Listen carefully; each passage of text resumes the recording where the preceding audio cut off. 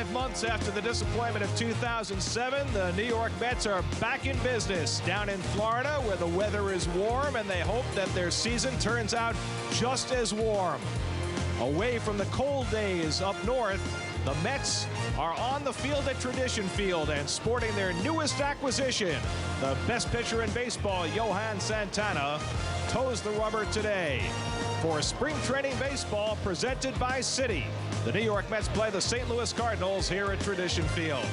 And a pleasant good afternoon, everybody, and welcome to Port St. Lucie. And we're very thrilled to be back for another season of Mets baseball. Gary Cohen, Ron Darling, Keith Hernandez with you, Kevin Burkhardt as well, as the Mets play the Cardinals this afternoon.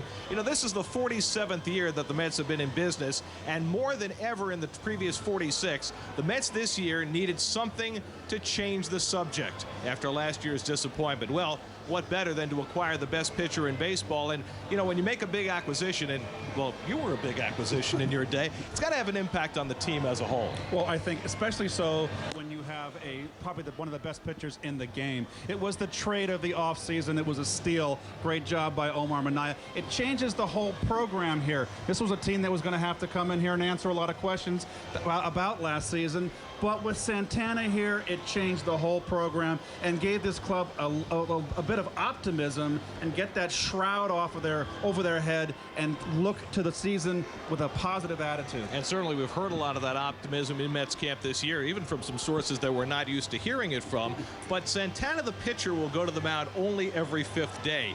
What will he bring to the table? Well, what you're going to bring is, I think it's the biggest acquisition for a starting pitcher the Mets have ever had. And when you look at his numbers the last 3 seasons, Mr. Dominant, of course, this is like getting Pedro Martinez in the late 90s when he was pitching for the Boston Red Sox. This is the kind of pitcher Santana is, a guy who can strike out, lead the league in strikeouts, lead the league in wins, lead the league in ERA. Just a great pickup for the New York Mets. He won't even turn 29 years of age for another couple of weeks, and the Mets have him for 6 more years. Well, there are other stories here in Mets camp as well. It's not all Santana all the time. The return of Duaner Sanchez, the questions about Carlos Delgado, whether he can have a bounce-back year. Jose Reyes trying to recover from his dismal September. We'll get to all of those in due time. But Santana is front and center today as the Mets begin their home spring training schedule in Port St. Lucie. All the action coming up right here on SNY. Not quite a full house for the opener at Tradition Field. Somewhat of a surprise for Johan Santana's first appearance as a New York Met. Well, someone's got to go to work and someone's got to go to school. It's a Friday. And hard at work. Tony La Russa, now in his 13th year as the Cardinal manager, fresh with a new 2-year contract. But as was the case last year, there is already trouble in Cardinals camp. You see Tony with his old friend Bob Knight, who has a lot of time on his hands now. Oh, he just got a new contract himself. Knight's going to be working for ESPN. How about that? Cardinals are dealing with the release of Scott Spiezio after it turned out that he had been involved in a hit-and-run incident in California, had not told the Cardinals about it, had not contacted the police, and having already had problems with substance abuse last year, the Cardinals this week released Spiezio, who was a big favorite in St. Louis. You know, I was thinking of Bobby Knight. Can you imagine what he's going to do to that producer of his show? Here's your Cardinal lineup.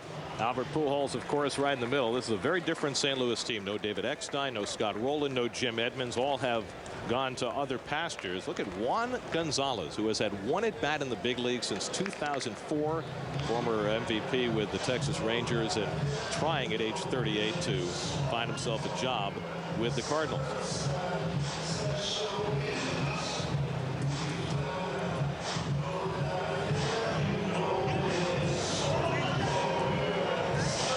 Mets are playing their 4th exhibition game.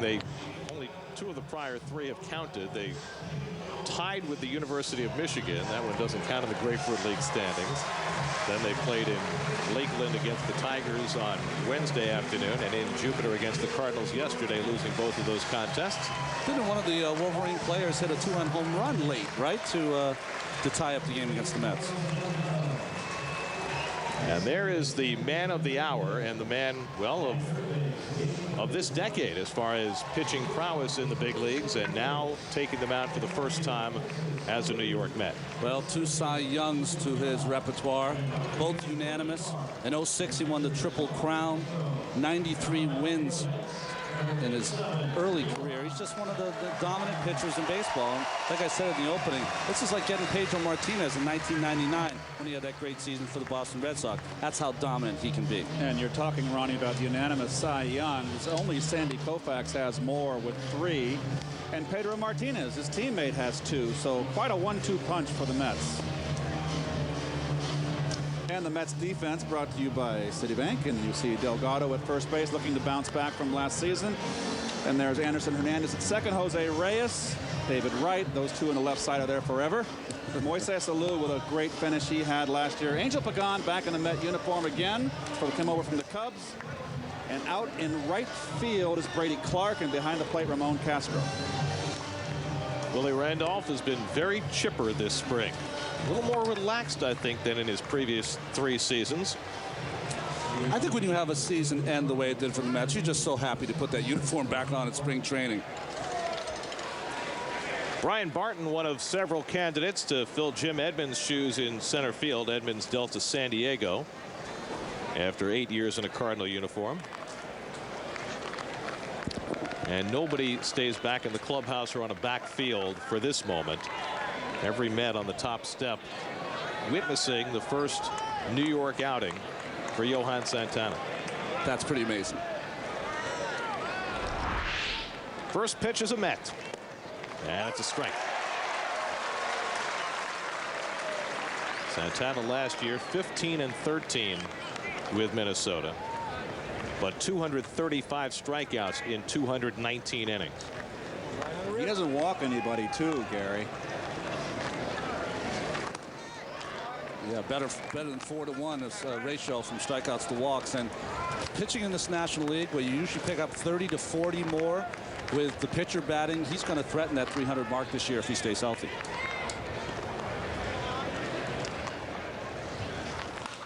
And Barton fouls it off. And you remember when Pedro came to the Mets 3 years ago, the success that he had in that first season against the 7, 8, and 9 hitters. The difference in the 7, 8, 9 in the National League order and the American League is so vast that Pedro was able to dominate and strike out a huge percentage of those lower third hitters, and you figure Santana will have the same kind of success. And also intelligently sometimes pitch around that 5th and 6th place hitter to get to that 7th. To shallow left for Moises Alou. And there's the first out.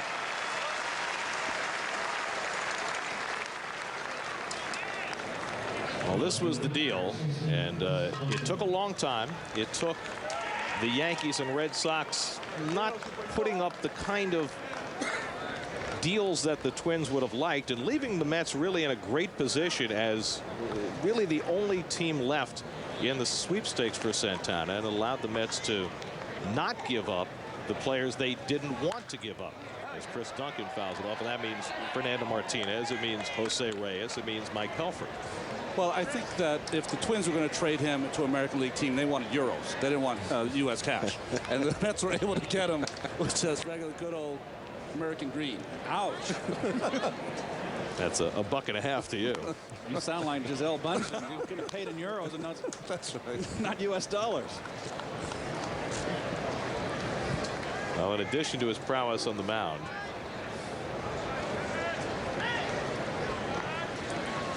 Santana's a terrific fielder. He won his first Gold Glove last year. He's a tremendous hitter for a pitcher.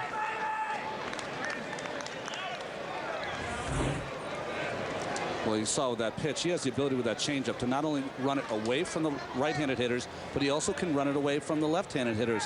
That's what makes it so tough. Loop to shallow left and a base hit for Duncan. So the Cardinals have a 1-out base run. Well, good hitting by Duncan here, who's looking to play more against left-handers. He gets beat inside. It's a good pitch. And he stays level. And it was kind of an inside-out into left field. And that's just good hitting. He's a big power hitter. And, of course, this guy right here is on his own, in his own world, own planet. What a player. Yeah, he had an off year last year. By his standards, 32 homers, 103 RBIs. But he remains the gold standard for hitters in the National League, facing now the gold standard for pitchers. And he takes the fastball for a strike. Well, one thing you notice about Santana, especially from the stretch, is how long his stride is. Very much like Billy Wagner. Wagner known to have a stride as long as Randy Johnson. Well, Santana's only 6 feet tall, so he's only an inch or two taller than Wagner. Now, Ronnie, you talked in the past about the shorter stride to help your breaking ball. What with the long stride with Santana, how does that help him? Or yeah, being a smaller man, Keith, I think what happens is that with that big stride, he's able to use his legs in a much more efficient way to get as much power out of his legs. He has big, strong legs to get more on the ball. 2-1 to Pujols. But also, guys, I think when you look at the stride, another thing you do is it really disguises the changeup because it looks to the hitter and everyone around that full stride means it's going to be a fastball. But he has the ability, even with that full stride, to take a little off. Or in his case, a lot off. it's got a beautiful follow. Over the bag, passed right and down the line. Duncan heads to third. And he'll stop there as Lou gets it in. It's a double for Pujols, and the Cardinals have second and third and 1 out.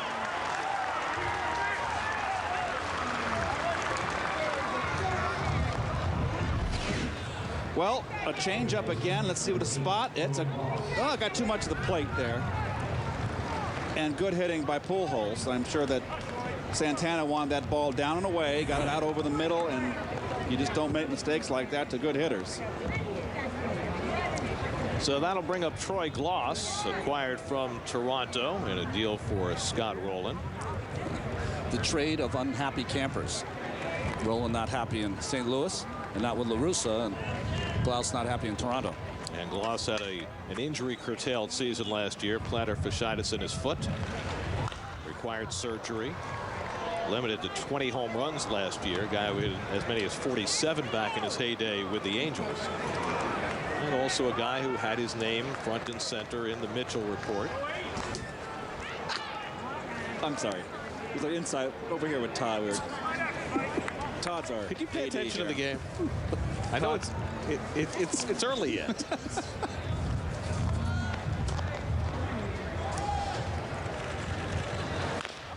Bounce to right. He's coming home with it. And the tag by Castro. Out at the plate is Duncan, 2 away.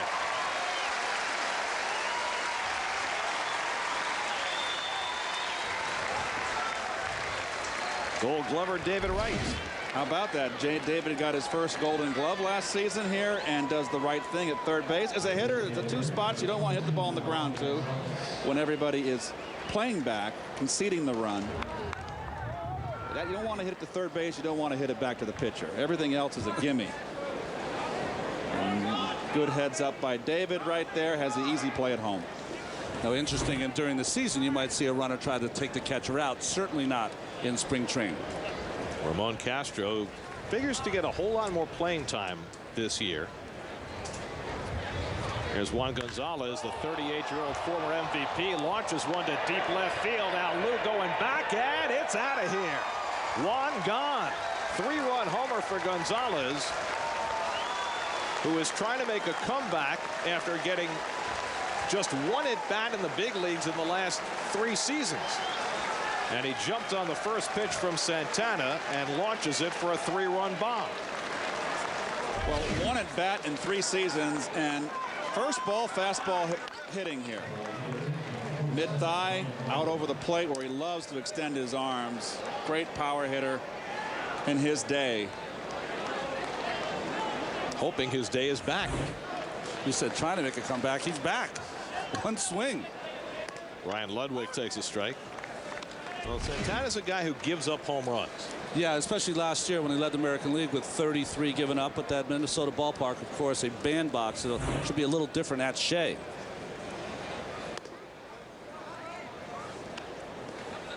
One and 1 to Ryan Ludwig, who got a lot of playing time with the Cardinals last year with all their injuries.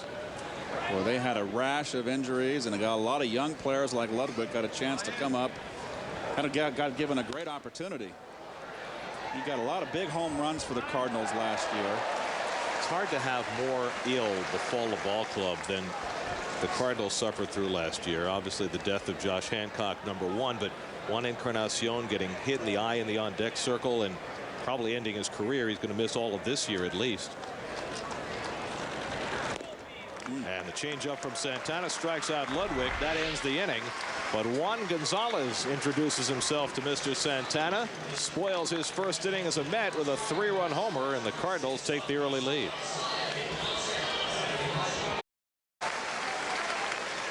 On a cloudy day in Port St. Lucie, here's your Mets starting lineup, brought to you by Citi. David Wright coming off a tremendous year last year that featured a Silver Slugger Award and a Gold Glove Award.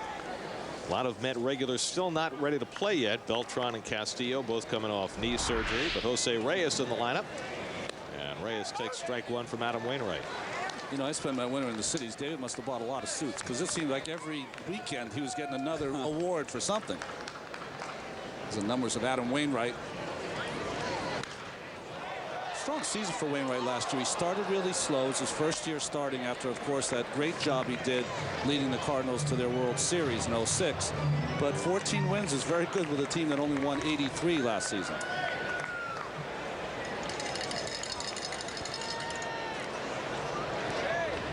Oh, and 2 to Reyes, and he takes the curveball high. First, Reyes was on his way to a tremendous season until that drop-off over the last 2 months. Wound up with the same on-base percentage last year that he had the year before, .354. After early in the year last year, he had that on-base percentage over .400. But the finish to his season was certainly not what he wanted. And he said in the papers that he may have gotten a little tired. I think that Jose is going to be a little more judicious this year on his stolen bases. Up the middle. Miles will have to hurry. And he can't get it there in time. Reyes beats it out. Well, it's such a great weapon to have tremendous speed here and not hit a ball good, and should be 4-3 on most scorecards, but not on Jose Reyes. Well, it might have been 4-3 down the line. Well, Jose said that in the offseason he ran more long distance, more cross country, longer distance. He wants to build up his stamina for the course of the season. And of course, every manager wants his players strong the last 6 weeks of the season. Here's Brady Clark, who spent some time with the Mets back in '02, last year with the Dodgers and the Padres, and he takes a strike. Well, think about it this way with Reyes. Last year he stole 78 bases, which is the most by any infielder in the major league since Maury Wills 43 years ago. Now, there's a reason why infielders don't generally steal a lot of bases, especially now in the era of the head-first slide.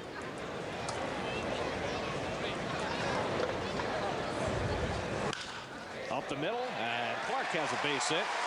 Reyes going first to third. And the Mets have the first 2 men on against Wainwright.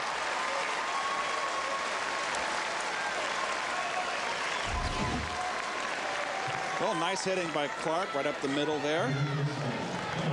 And watch Reyes here. He's not hit that hard, never a hesitation. He turns on the Jets, and the Mets are in business. You know what he did great there? He used that second base to propel him to third base. Great watching the great runners do that. He made a real tight turn there, too. Really cut it short. Well, here's David Wright. First pitch he saw this spring from a University of Michigan pitcher. He hit one off a light tower in left field. That was on Tuesday, and he takes ball 1. Picking on those college kids. No prisoners. I'll tell you, I remember 100 years ago when we played the Detroit Tigers when I was in college. It was a thrill to be on the same field. Who'd you face, remember? Jack Morris started. Oh, goodness. Hernandez came in and pitched an inning. Willie Hernandez. Willie Hernandez. Yep, MVP, right? MVP. Willie Hernandez in '84.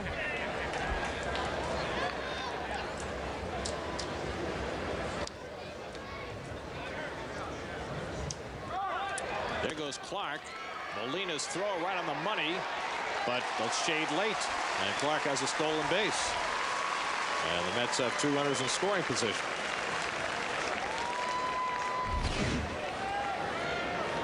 It's a nice jump right here, and Molina really got rid of this ball in a hurry and threw a dart. missile right there. Just a terrific jump. Look at his throw, right on the money. And there's your head first slide, Garrett. Well, you know, Ronnie talked about it a lot last year about Reyes and the headfirst slides and the toll that it might take on him. And unfortunately, it proved to be kind of prophetic. Yeah, you hate to see that because you were talking about it before. There's a difference when you're a Ricky Henderson, an outfielder, where you're just standing out there. All inning long, Reyes is diving after ground balls and in the middle of play. And that takes its toll also. But, you know, playing with Ricky Henderson, and Ricky would steal all those bases. But Ricky was built like a linebacker or running back for the Dallas Cowboys. I mean, that's how his body is. Reyes certainly not that mold. 3-1 to right. Line the other way, and that'll drive home at least one. Clark will stop at third, and the Mets are on the board. 3 straight hits, right with the RBI, and it's 3-1 St. Louis. This is what we saw a lot of when Howard Johnson took over as batting coach. And of course, Howard has a terrific relationship with David, had him in the minor leagues. We were talking earlier last year, Gary, how David got into a bad habit with the uppercut. When Howard came over, there's Howard. Howard got him going the other way, swinging level, and that was a classic example right there. That's such a strength for David. Well, here's Carlos Delgado, and this is one of the big questions in the spring, whether Delgado can bounce back from what was clearly a subpar year. And it's so crucial for this team that he do so. A curveball in a strike. Of course, his season ended last year with a broken hand, courtesy of Dontrell Willis, and that just was adding injury to insult. The hand is healed. Now it's the rest of Delgado that needs to heal. Well, I think the Mets, if Delgado has, say, a year like last year, if Alou stays healthy, I think they can carry it. But if Delgado has the years he's had in the past, then it's going to be very, very difficult in the National League.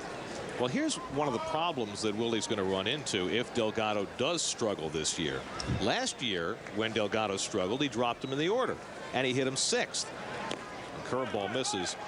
But this year, you've got Ryan Church, a left-hand hitter, who's going to bat 7th. You got Brian Schneider, a left-hand hitter, who's going to bat 8th. If you drop Delgado to 6th, can you hit 3 lefties, 6, 7, and 8? Well, that's why it's so important that he has a good year, because it works out perfectly. If he has a strong year, then you got the 3 switch hitters starting, and then you go right, left, and that's beautiful right through Church. Fastball call strike, and Delgado down for the first out. Well, it's okay to have 3 left-hand hitters in a row in your lineup, provided that those 3 left-hand hitters can hit left-handers. And that's the key, obviously.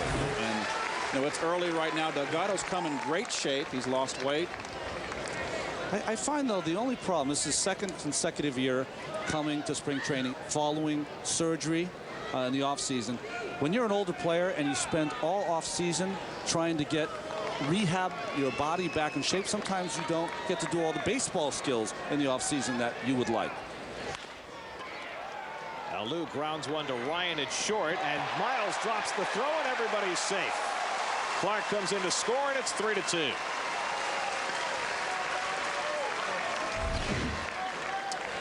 Well, not a great throw right here for the double play. Got to catch it. And Miles has just got, you know, when it throws off like that, okay, I can't get 2. Make sure of 1.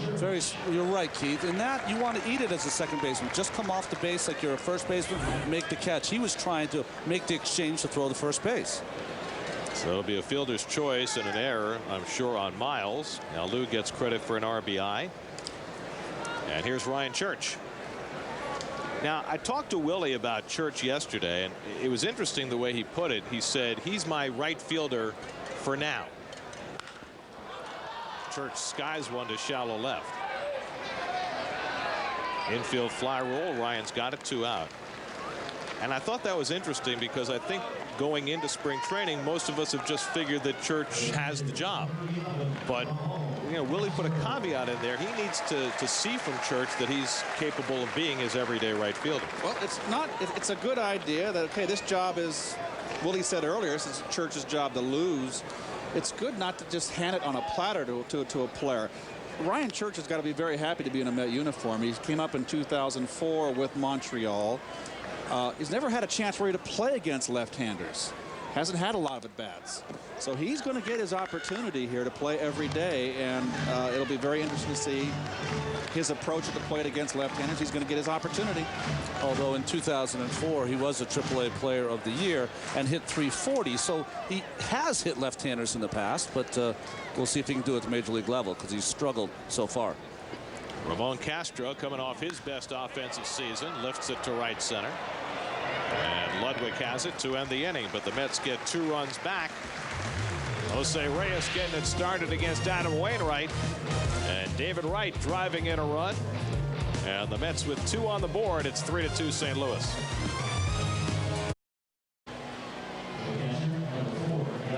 Pedro Martinez looking on from the Mets. And he and Johan Santana forming that 1-1A bond early in spring training camp. How does it feel, you think, for Pedro to clearly not be the ace of this staff? I think at this point he's just so comfortable with the career he's had. He wants to have a big year this year, of course, but I think he loves being able to be a mentor. Well, it's clear that there's a tremendous amount of mutual respect there. Listen, there's people that win Cy Youngs, and then there's everyone else. You know what I mean? So if you're part of the club, you become very close. Yadier Molina in the Hall of Met Villainy. Oh, my. You just took the words out of my mouth. Before the game, Keith said, yeah, he doesn't have a lot of pop. I said, we did one night. Gosh. Good change up by Santana. Well, that's a pitch you're going to be seeing a lot of in 2008. Well, you can see now, Ronnie, getting a little sink on that changeup. And what's going to happen to any pitcher, it doesn't matter how hard you throw, where you throw, it's location. And the 2 times you missed with location in the first inning resulted in those 3 runs.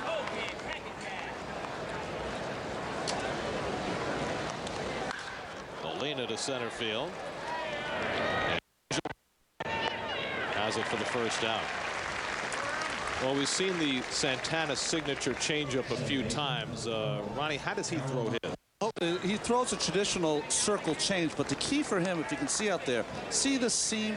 He tries to catch that with this finger here and pulls on it, and that's how he's able to really take the speed off it. Pulls down on it and grips it really tight, so the ball kind of poofs out of his hand. It doesn't release out of his hand. Aaron Miles, the batter. They should outlaw that. His pitcher is always looking for the edge. I'm telling you. What do you want? The ball down the middle every time? But the success that he's had with that pitch obviously has more to do with more than just the. As Pagan grabs the drop by Miles for the second out. Yeah, it's not only the grip, it's your ability to make it look exactly like a fastball, that your motion looks like you're going to throw a fastball, your arm release looks like it's going to throw a fastball, and the way your arm comes over the top looks like you're going to really it out, and instead it barely gets there. That's how you have a great changeup. I remember in the 80s, Mario Soto for the Cincinnati Reds had a similar kind of changeup. Great fastball, great wide stance, and took just enough off to make it difficult to hit. And you see some guys who have maybe a 7 to 10 mile an hour differential between their fastball and their changeup, but with Santana it's more like 15. And he has enough. The key, though, to have a great changeup is you've got to be someone who can throw hard enough, because you keep the batter. It's got to go up there, and you cannot look for that changeup because he throws too hard. Brendan Ryan, the Cardinals shortstop today, lines one to the gap in left center. Ryan, who had a breakout career game at Shea last year, reintroducing himself to the Mets, and he's going to try for 3. Reyes bobbles the relay, and Ryan has a 3-base hit. I think that's the one thing he didn't do against the Mets in that game last year.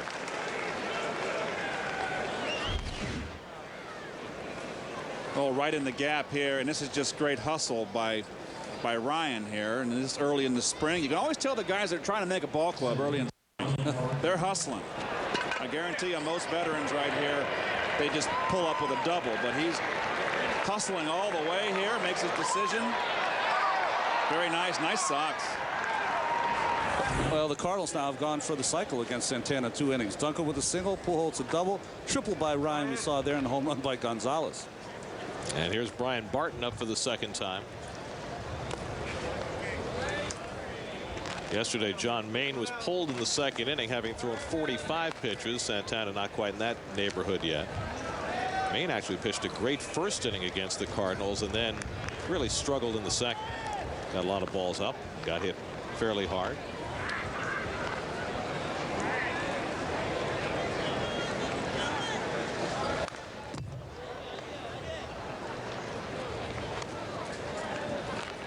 We were talking about Santana facing the National League.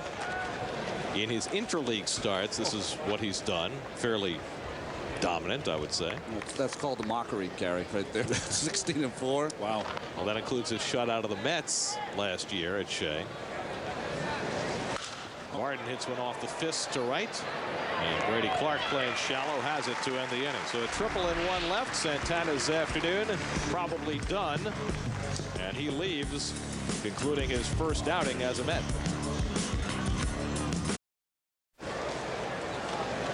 Angel Pagan, first pitch swinging, hits it right back to Adam Wainwright, and that's how the Mets start the second inning.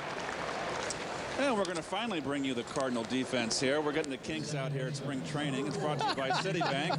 The all-star Pujols at first. Miles, Ryan Glaus, the newcomer Glaus from Toronto, coming over to play third, take over the spot for Scott Rowland, Chris Duncan in left, Barton, Ludwig, and of course, Yadier Molina behind the plate. Wainwright and Molina. Just what Met fans wanted to hear. Here's Anderson Hernandez, and he takes ball one. The sting still there, Gary? I don't think that one will ever go away, but I don't know what was worse, the end of 06 or the end of 07. No, the end of 07, because 06 was a lot of magic that entire season. Anderson Hernandez drives it to right, and Ludwig's got it for the second out. I mean, that's my opinion, but can I tell you, everyone in the street after that 06 season, I'm talking about everybody, will come up to me and say, why didn't he swing? He's got to swing. He's got to swing. I'm like, have you ever faced a big league curveball? How many times do you think Carlos heard that? Oh, I know. Well, the pitch to swing at was the first pitch, and that was the fastball they got ahead of him on. But you can't second guess a hitter's approach. Well, here's the thing. Earlier in the inning, Cliff Floyd swung it at a two-strike curveball. How did that work out? Right? Yeah. He threw a pretty nasty little backdoor curveball on him. No, it's 12-6. 1-1 to Reyes, who had infield hit his first time up. So I remember the final out in was '88 when Hershiser beat us in Game 7 in L.A. Howard made the last out. Fastball inside corner, 0-2. Strike three, go sit down, go home. Slowly hit, and Miles with an easier play, and a 1-2-3 inning for Wainwright as the Mets go down on 6 pitches. On to the third in Port St. Lucie. Aaron Howman coming in the game.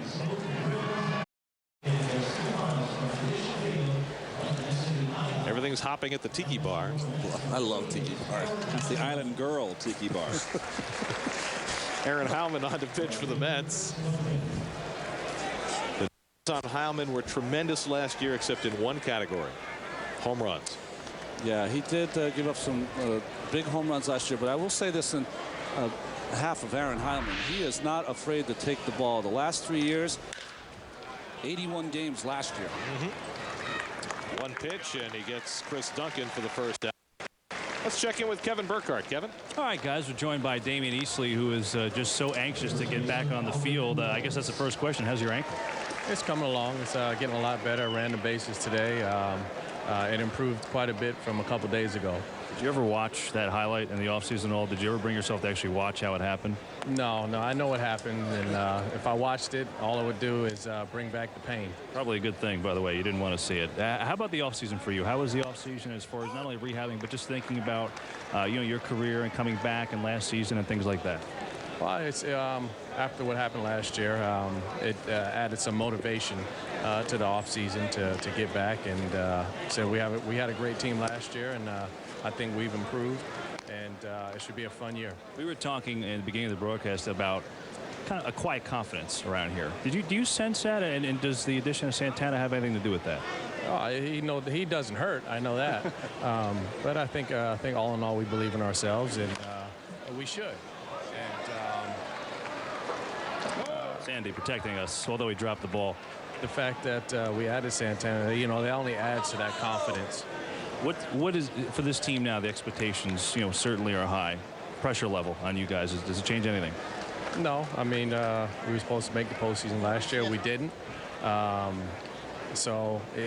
We just feel like we're going to try to finish the business that we were supposed to handle last year. How much pride do you take in the bench, Damian? You know, when you have your guys like yourself and Marlon, just talk about professional hitters, professional players that have had very good careers, and you look at down this bench and you see guys like that. You know, how much pride do you take as a group, as this bench of this Mets team? Well, clearly, we want to be the best bench in all of baseball.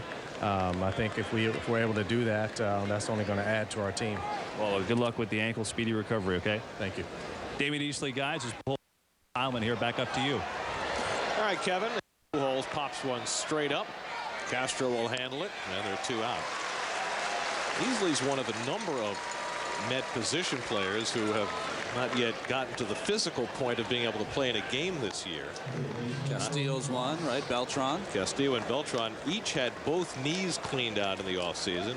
Andy Chavez, of course, after the hamstring injury last year, hurt his hamstring and his ankle in winter ball, and he's not been in a game yet. Jose Valentin is here on a minor league contract, not ready to play yet, coming back from his leg injury. So it's an older team that's had some surgeries and some misfortune. All those guys should be ready before opening day, but until they get on the field and get in the game, you'd like to see them out there. Well, there's Jay, Mr. Horowitz. In midseason form. What size is that lid, you think? Do you know what you know what that hat says? It says Big Melon Gear. Oh, very appropriate. Down to third, and David Wright on the backhand makes the play on Troy Gloss, and a spotless inning for Aaron Heilman as he gets the Cardinals 1-2-3. On to the bottom of the third. David Wright will get it back. The field with the Mets in Port St. Lucie for more preseason baseball as the Braves pay a visit to Tradition Field. Mets, Braves, presented by Citi. Coverage begins Monday at 1, only on SNY. Get your New York sports here. Oh my goodness. It's the kind of place you need to know someone to get in. But we finally got reservations. The service was fantastic. The wine list was phenomenal. Thanks. And the food was tiny. It's like elf food. Oh gosh, I'm so hungry. So we got some more. A lot more. Whatever your story is, your Citi card can help you write it. Citi, let's get it done. Excite your senses with the Subway Big Hot Pastrami Sandwich, now on roasted garlic bread. It's a foot long with a mound of delicious hot pastrami, fresh toasted with melted cheese, pickles, and mustard. All on our tasty roasted garlic bread. Pick one up today. Subway, eat fresh. Every time you smoke, cigarettes are eating you alive. Smoking eats away at nearly every vital organ and tissue of the body. Cigarettes are eating you alive.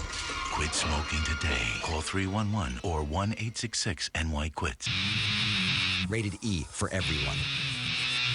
I want to be a major leaguer, ball mashing, jackhammering, homer hitting, dinger dealing, lumber loving, long distance dialing, and extra base belting. I want to be the Swiss Army knife of 5 tool players. I want to scare the green monster, pop Wrigley Field's bubble, steal bases till the FBI wants me. I want to have the most fun you can have with those funny baseball socks on. I want to make today brought to you by the letter K. I want to step on the diamond forever. I want to be my own MVP, my own highlight reel. I don't just want to be in the game. I want to be the game. I want to be Major League Baseball 2K8. I said 2K. K. Brady Clark up for the second time as we go to the bottom of the third. Clark singled to center, stole a base, scored a run in the first. Adam Wainwright pitching a third inning for the Cardinals. Now, yesterday the Mets faced Anthony Reyes of the Cardinals, and he went 3 innings. The Mets over the last 8 to 10 years have always gone 2 innings with their starters first time outs, but not every team buys into that. Yeah, I think when the Mets in the 80s and 90s, they really went by pitch count. So if you had a couple of decent first 2 innings, they'd let you go a third. But the Mets have always stuck to at least that first time through to 2 innings for their starters. Ronnie, you played for Tony. What was there as Billy Wagner getting loose? You played for Tony. Did he give you 3 innings on your first start, do you recall? Yeah, 3 innings definitely early on, and he wanted his pitchers, and Duncan wanted pitchers to be in great shape. A swinging bunt. Let's see if it stays fair. It'll hug the line, and Brady Clark has himself a second hit. Now that's good groundskeeping by Tommy Bogue. He just got himself a Budweiser tonight or whatever. Well, he couldn't have bunted this more perfectly. And nothing for Glaus to do but hopefully go foul. Straight and true. Brady Clark will take it. And when you're trying to make a team, first 2 at-bats, 2 hits, good thing. David Wright had a single to right, drove in a run his first time up. And he takes a fastball for a strike. The pride of Manhattan College, Mike Parisi, is up in the Cardinal bullpen.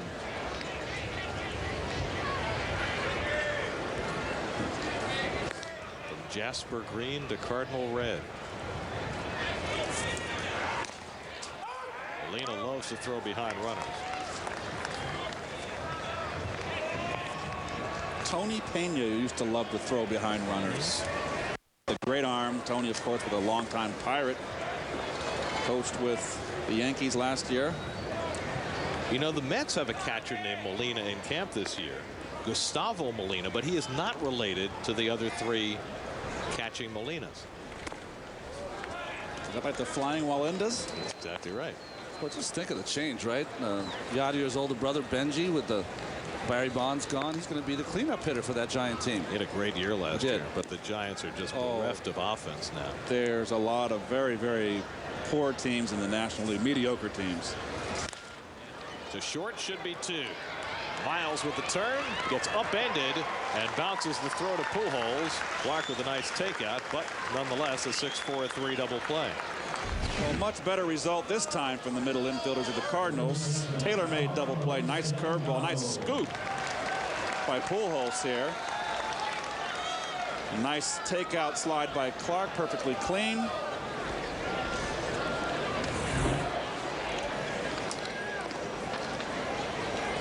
So Ryan and Miles turning the double play. Here's Carlos Delgado with 2 out. Delgado took a call third strike his first time up.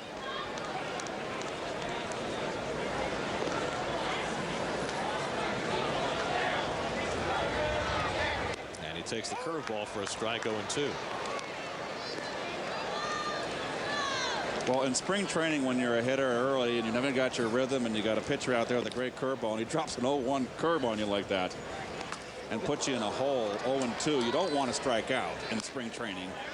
Ronnie, in your day, did guys throw breaking balls in their first spring outing as much as they do now? We weren't even really allowed to. Now, what happens, Gary, I think, is that if you are on the ball club, if you're a Santana, Pedro, if you're on the ball club, you work to be ready for April 1st or 2nd or whatever day you pitch.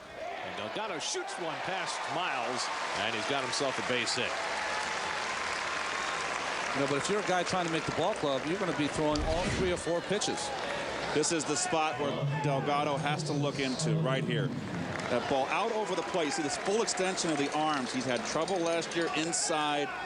He has to, I think, learn to be more disciplined at the plate and take that pitch inside until he gets 2 strikes, and then look out there into his strength, because they're not going to pound you inside every pitch. Oh, look at this. He's ready.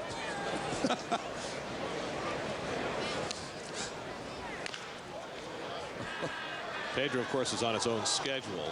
Normally he would be pitching tomorrow, but he's not going to pitch until sometime next week. They kind of leave Pedro alone, and he's not necessarily on the same plan as everybody else as far as getting himself ready. Pedro, when are you going to be ready? I'll let you know. Well, what a finish for Moises Alou last year.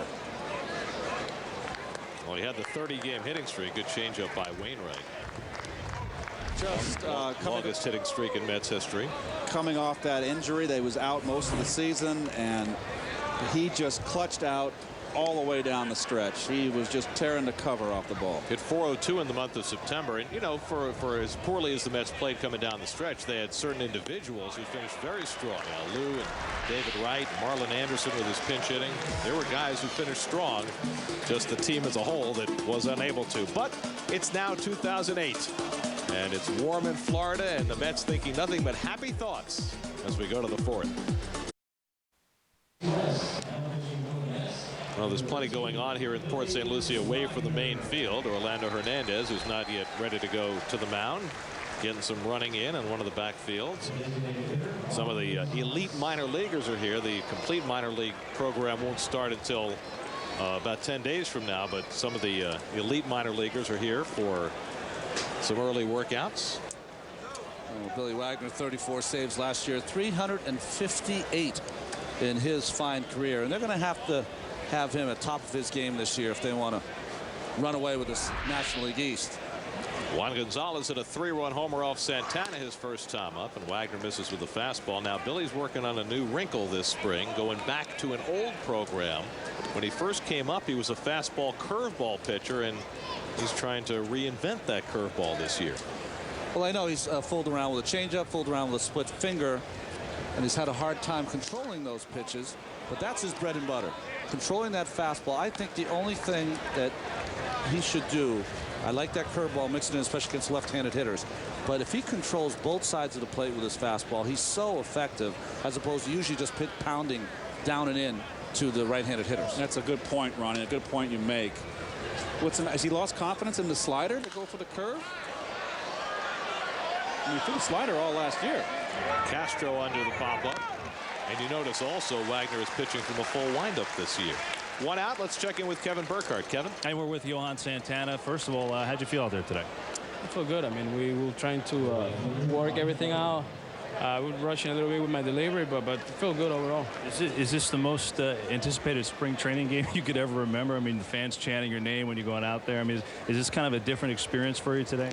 Well, I mean, it was. I mean, it's cool, you know, to be out there and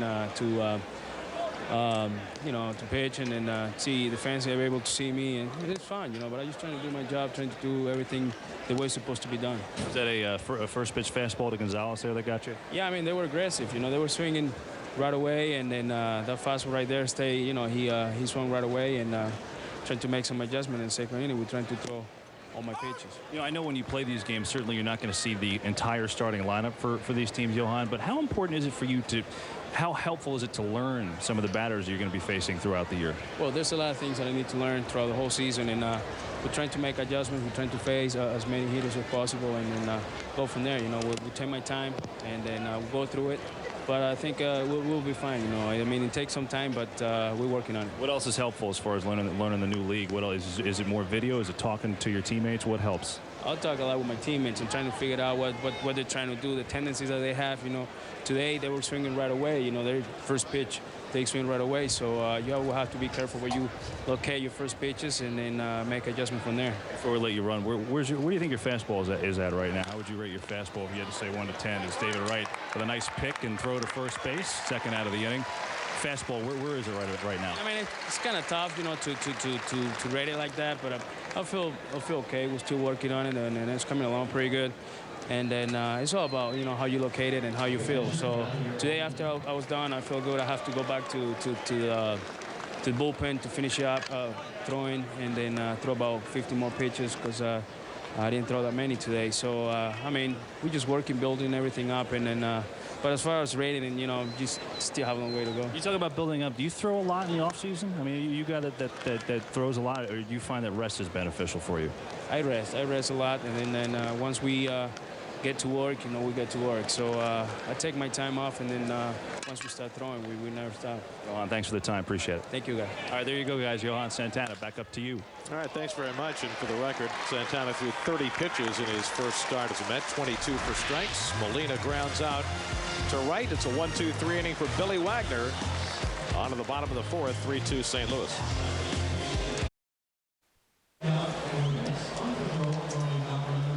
Mike Parisi takes over the pitching for the Cardinals as we go to the bottom of the fourth. Long Island native set to face his hometown team. Get all the scoop on Big East Hoops live from the SNY studios. We put the wraps on the games of the week and deliver the lowdown on the matchups ahead. Big East Weekly presented by Infinity, Sunday at 7, only on SNY. Brooklyn-born Nelson Figueroa trying to earn a spot in the Mets bullpen. Getting ready to pitch. Ryan Church up for the second time, DHing today. Even though it's a National League ballpark with 2 National League teams, by agreement, they're using the DH, which teams have started to do the first couple of weeks of exhibition games the last few years, just to get more at bats.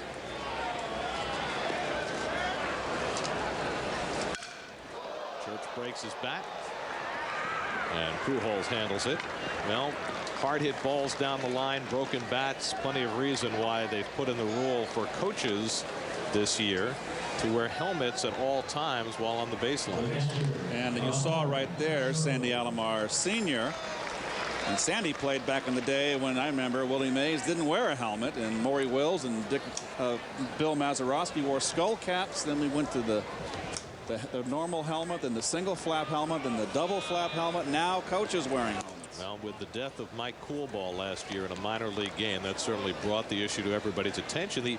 The other rule that they've put in this year for coaches is that they cannot stand to the home plate side of the coaching lines until the ball has been put into play.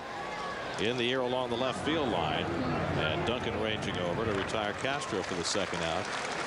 You know, a lot of times coaches will cheat down toward home plate to get a better look at a runner, or to set things up with signs, but now they can't do that. And it's all for their protection, so I think it's a good rule. Guys just, well, they don't hit the ball any harder than guys did in the past. It's just some of these ballparks are so close to the action. Here's Angel Pagano for the second time, and he takes a strike. But where the coaches get in danger is that when you've got your runner on second base and the pitcher's in his stretch, he's got to have his focus on the shortstop and second baseman, and he hasn't got any vision at all at home plate, and that's where they can get hurt. Pagano played with the Cubs last year after beginning his career in the Mets organization.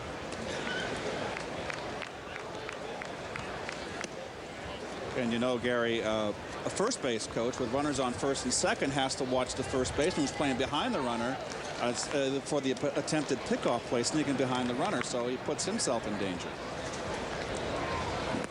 I think we should mention we saw a picture of Tom Nieto at first base, and he will be the first base coach this season.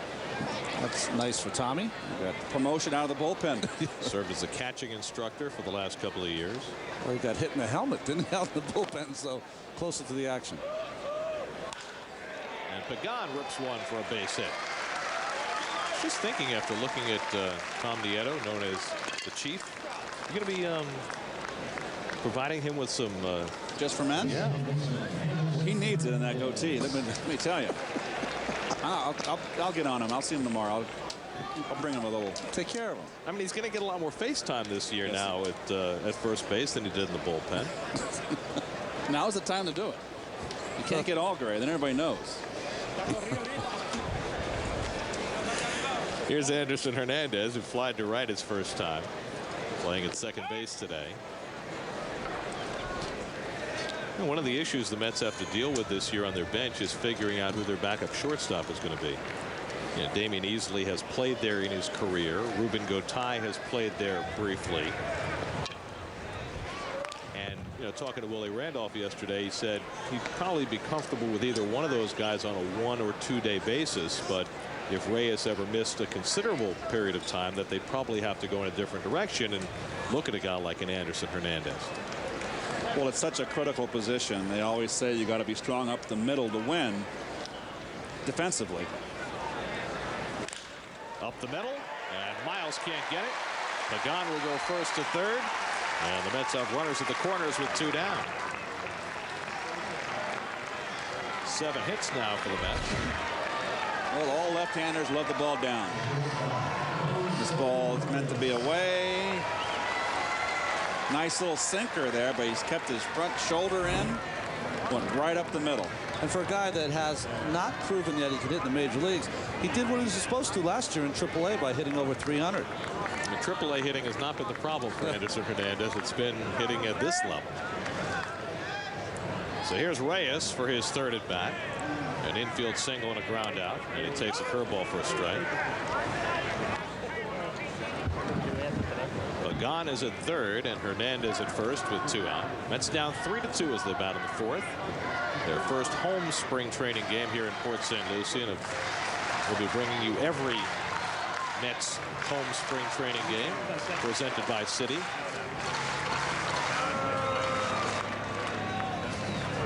And there's the new patches on the shoulder there. The last year, of course, at Shea Stadium. Look at that. Glaus has to be in with 2 outs because of Reyes. Shortstop's not all the way back. He's got to play a couple steps up because of that speed.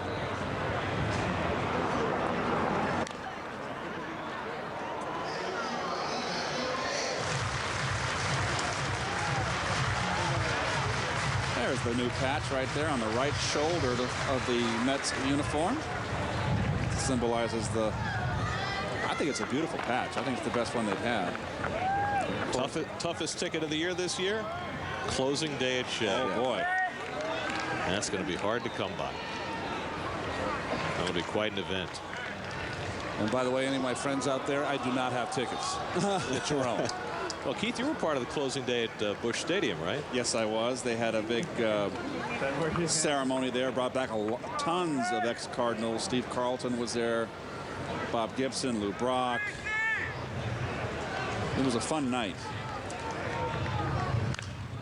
You know what I love that they did at Busch Stadium that whole year is they had the games remaining, and they'd have a great person in old baseball lore from St. Louis come and take one of the signs down for the remaining games. And often they'd bring in someone who was associated with that number that was coming down that particular day, which I thought was a great touch. Well, Ozzie Smith had the last day because he was number 1.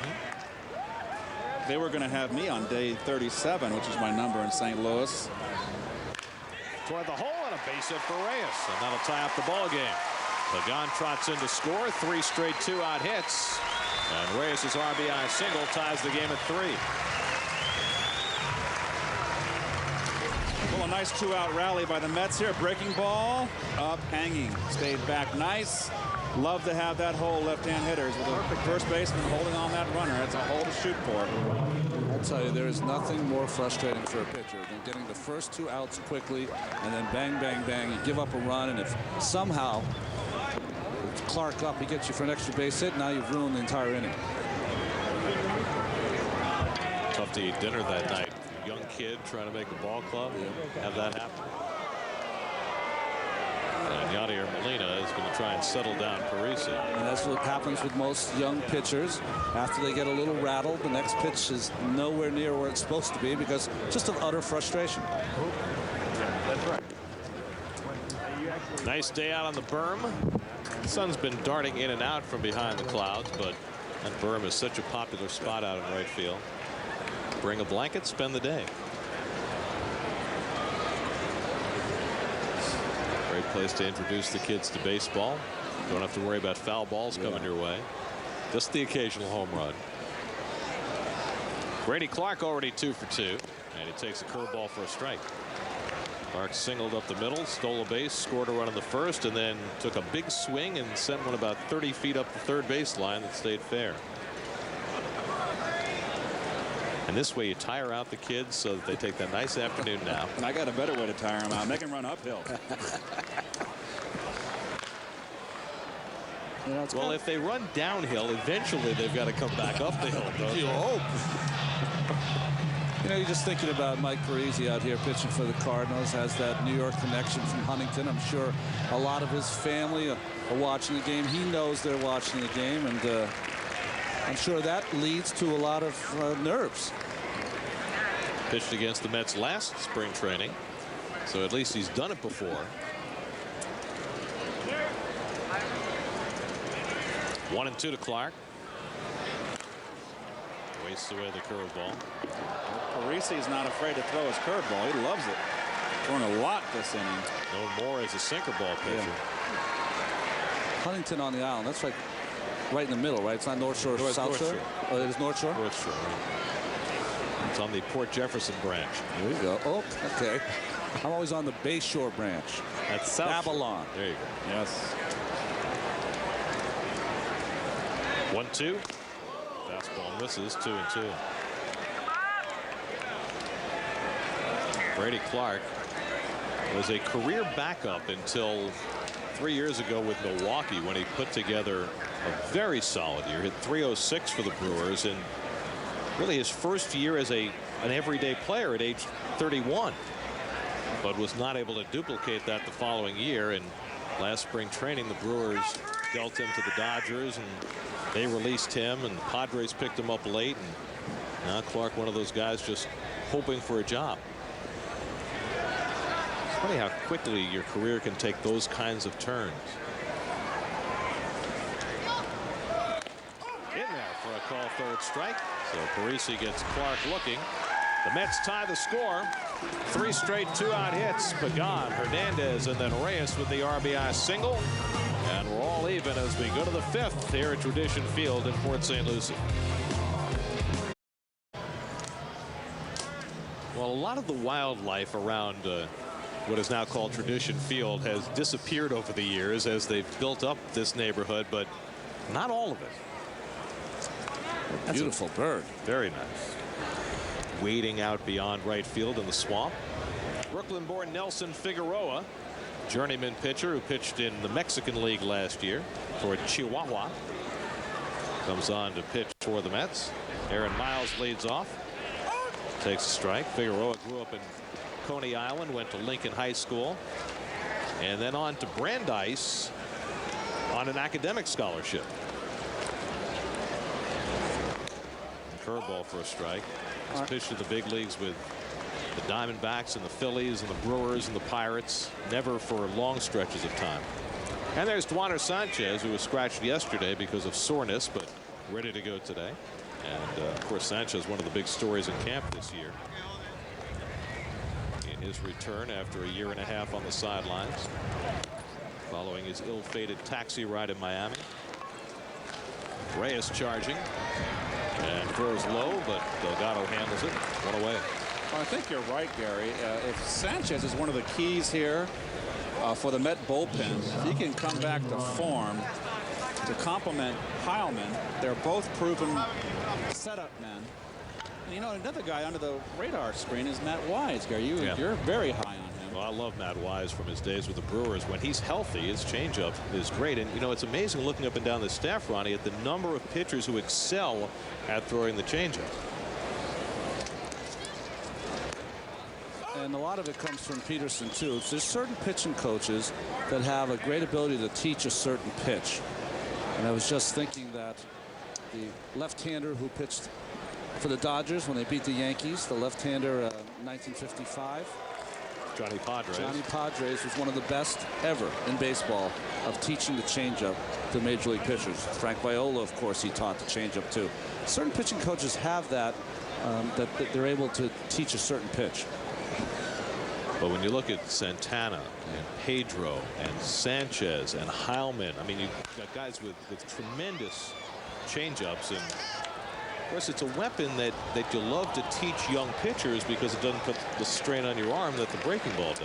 The only question is a lot of times what happens in a team and their pitching staff, if you have a lot of changeups in a pitching staff, that means the other team is seeing changeups all the time. I remember there used to be a staff for the San Diego Padres when Keith and I were playing against them, and they had some very talented right-handed pitchers, but they all pitched the same. They were sinker and slider, and after about the third night in there, you really were on top of their game. It was Eric Shaw, Andy Whitson, Andy Hawkins, yeah. Right? He won 18 that one year, I believe, in 85. Eddie Whitson. Ed Whitson was a hard thrower. They all had changeups. Yeah. You're right, Ron. Very good. Meanwhile, Pedro trying to coach from the dugout. Yes, he is. He's calling the pitches. Up the ladder, he's telling Ramon. That's good stuff. Does he get paid extra? Playing a little coach. Does he need it? No. 0-2 to Ryan. Line to short, and Reyes can't quite snag it. Like that ball tailed on him at the last moment. And Reyes was unable to grab it. Pedro did not get the pitch he wanted. Breaking ball down and away, let go with one hand here, and it looked like the wind kind of sailed on Jose, fooled him. I think his first read is that he would not have to jump, and you're right. I think it moved on him. So here's Brian Barton. The Cardinals have 2 players in camp, Brian Barton, this is him, and Brian Barden. There's an infielder who played with Arizona last year. I think that leads to the occasional confusion. Barton is a guy who was an aerospace engineering major at Miami and an internship in the satellite systems division at Boeing. Jeez. This is an area that I have no familiarity with. Yeah, he's going to have to do his Pythagorean theorem to figure out this slider by Figueroa here. Try to measure it. I'm not sure if that's helpful at all in terms of, you know, hitting. But he's obviously figured out the aerodynamic qualities of that hair. Yes. Oh, no. Sunflower seeds. John Main, an engineering major in his own right at UNC Charlotte. So he knows how a sunflower seed can fly. That's right. That means lots of math. You're an engineer, right? I'm afraid so. That would not be me.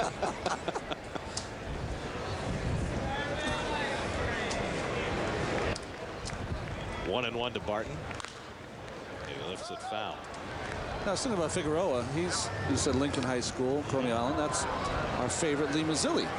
Played at Lincoln High School, right?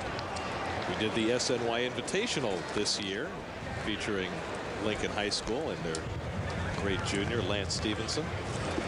You were there for that. I sat through all the games. I loved it.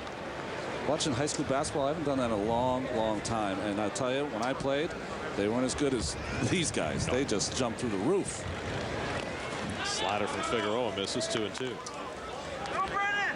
And Stevenson, a junior, I mean, these kids like LeBron James, they're so young, Keith, and they're built like they're 25, 26 years old. And he asked, where is he going to college? And you know what the answer is? Anywhere he wants. He's the 800-pound gorilla. He can go any place he wants to go. Be going straight to the NBA if they didn't have that new rule in place.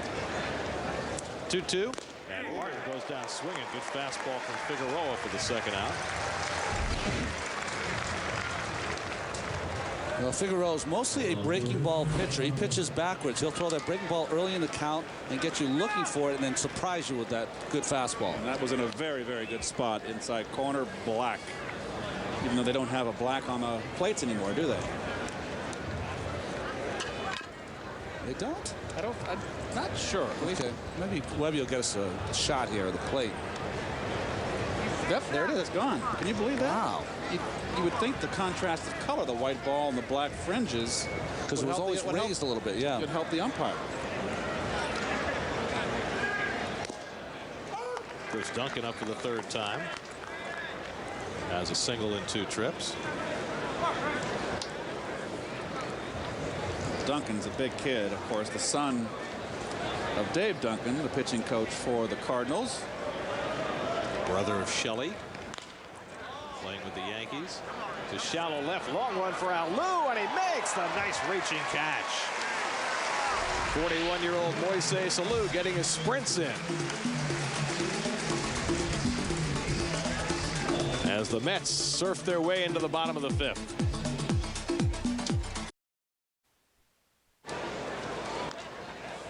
Bottom 5, 3-3 Mets and Cards, the Grapefruit League opener, home opener for the Mets here. Welcome back.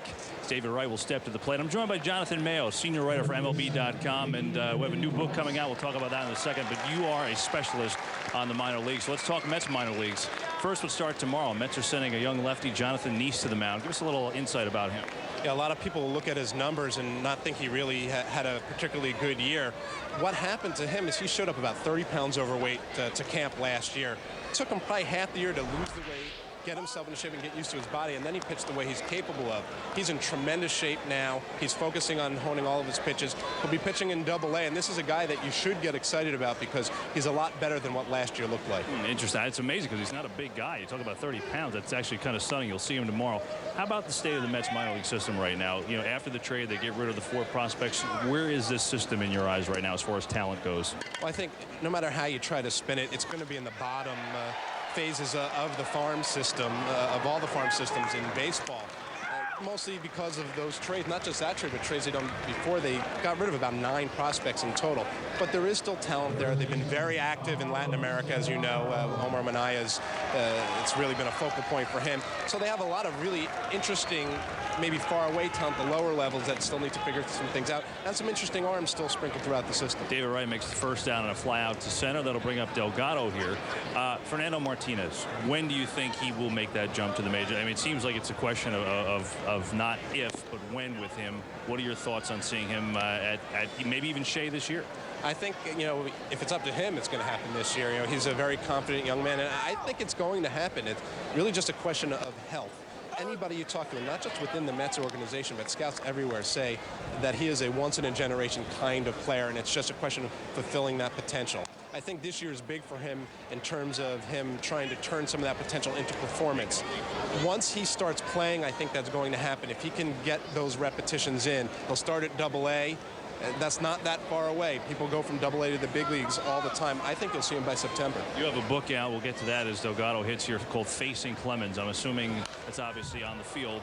Give us a little feel for what this book is about. A little different perspective about what it's like to go against a top quality pitcher like that. Right. It's not about Congressman Henry Waxman, for instance. Yeah, it was written pre-Mitchell report, to be honest. And I talked to a number of hitters about the challenge of trying to hit off of Clemens throughout the course of his career. So starting with Dave Magadan, who faced him in the 1983 College World Series, all the way through to the end of his career. There's even a chapter with his son, Kobe Clemens, about the father-son matchups they've had. Jonathan Mayo, MLB.com. Thanks for the insight. Thanks very much. All right, guys, we'll see Jonathan Neese tomorrow, so it'll be fun to watch, see what he can do on that big stage. He's just 21 years old, left-hander from Defiance, Ohio. Delgado hits one to the second baseman, and Miles throws him out, 2 away. I think I would like to have read the book if Jonathan Mayo faced Clemens. That's the story I'd like to see. You're looking for paper lines. Paper line, exactly. Moises Alou up for the 3rd time. Drove in a run with a ground ball in the first. And the preseason ritual of running after your stint on the field of play. Now, you know, that started back in a day when spring training was held in a stadium that was a standalone field, as Barton can't handle the line drive by Alou, and Moises reaches safely. Now you have these complexes with 6 or 7 other fields. What exactly is the point of running on the field of play? Well, you see here, hits him right in the palm of the glove, not able to make that play. He looked it into the glove, just kind of a clank there for Barton. And Fernando Martinez will pinch run for Moises Alou, whose afternoon's work is done. So on cue, Martinez, just mentioned, will now come on the field to run. I think, you know, Garrett, talking about the pitchers and the players that run in the outfield, I think when you have a full crowd like this, people like watching the great players out there doing their, you know, it's fun. It's part of the price you pay in the ticket. It's people run down the sidelines and watch. They're just very curious. It's part of spring training, but I will tell you, later in spring training, if you get lit up for about 8 or 9 runs in 5 innings, you'll never see that pitcher running in the outfield. He'll be on the backfield. It is a bit of an anachronism, though. I mean, there's really no reason for it, except that the fans expect it. And let's face it, it's not like they're out there getting a huge workout in. It's usually 10 or 12 sprints. And there goes the runner, Martinez sliding, and he's out. Didn't get a great jump, and Molina guns him down to end the inning. Spring training baseball on to the 6th, tied at 3.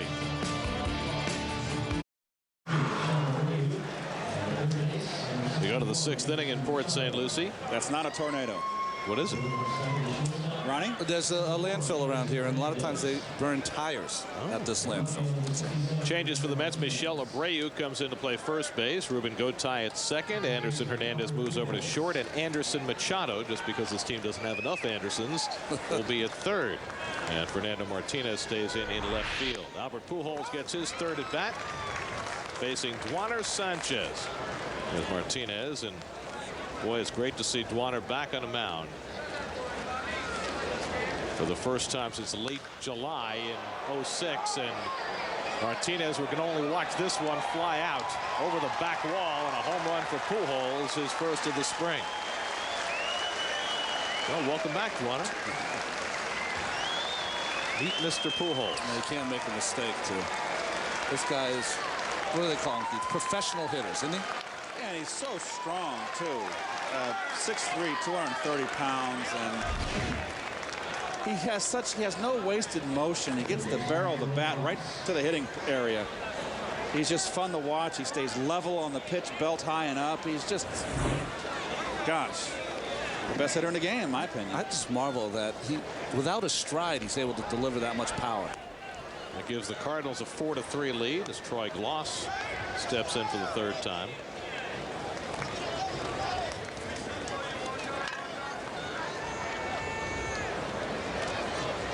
He can play. Good changeup by Sanchez. Gets 1-1. Watch the follow through. Look at the eyes on the ball. The ball's around mid-thigh, out over the plate. He likes to let go of that with that top hand. He is just so strong. Such great balance, Ron. You said it. He is so widespread in his stance, and he just doesn't really have a stride, and he's so planted into the ground. And guys that hit so widespread, they got to have a strong upper body, and he certainly does.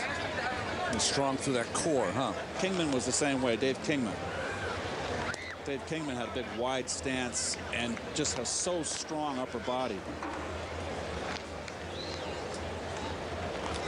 Andrew Jones, another one. Although he's talked about, since he's been with the Dodgers, that he's trying to limit his stance a little bit. He thought it was too spread out the last couple of years.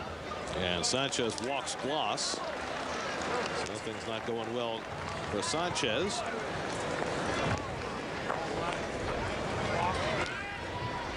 Joselo Diaz up in the Mets bullpen.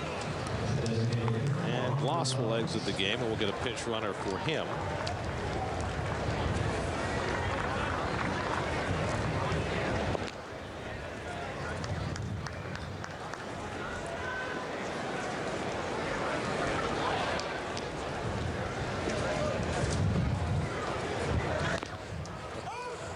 When these changes come, they come fast and furious in these spring training games, don't they? If you don't have the roster list by numbers, you're in trouble. Yeah. Colby Rasmus, who is the Cardinals' top prospect, is the pinch runner. Rasmus, at age 21, may be the Cardinals' opening day center fielder. And he comes on to run for Gloss. There's a big hole there in center field with Jim Edmonds gone. Juan Gonzalez delivered the keynote today with a 3-run homer in the first off Santana. Well, first ball, fastball hitting here, and he wasn't going to give Johan Santana a chance to throw the changeup. Well, it would be quite a comeback story if Gonzalez is able to find his way back into the major leagues. 3 years ago, he tried to come back with Cleveland, was out till May with a hamstring. His season lasted 5 pitches, took 1 at bat, hurt the hamstring again, was out for the rest of the year. And Sanchez strikes him out for the first out. Well, nice change up here by Sanchez, has Gonzalez out on his front foot. Nice movement in that pitch. When Kevin Burkhardt was talking to Johan Santana, it was interesting, as you see Ryan Franklin up there for the Cardinals. It's interesting how he was talking about learning the hitters. I think his learning curve is going to be on how he and Schneider react with each other, because Schneider knows the National League as well as any catcher in baseball. Ryan Ludwig takes ball 1. It's important to note, too, I mean, I was in the clubhouse and saw DeWanner, and he's lost 27 pounds. Yep. He is fit as a fiddle. Yep. Down to 205.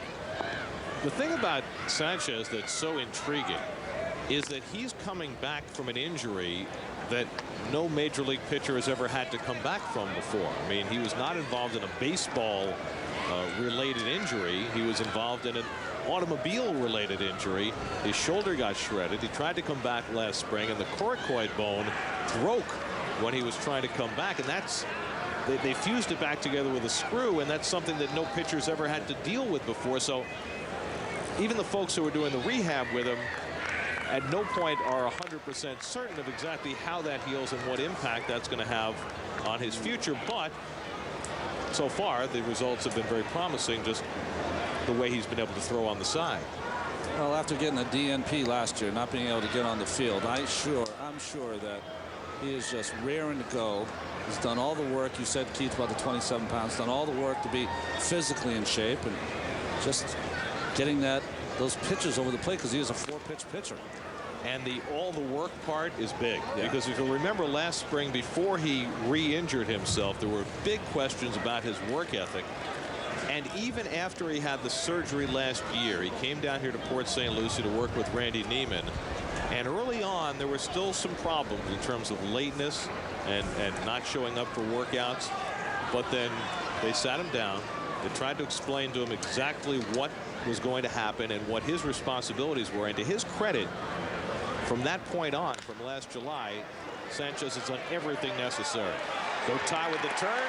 Double play ends the inning. And Juaner Sanchez with a successful return, albeit after this bomb by Albert Pujols, gives the Cardinals a 4-3 lead.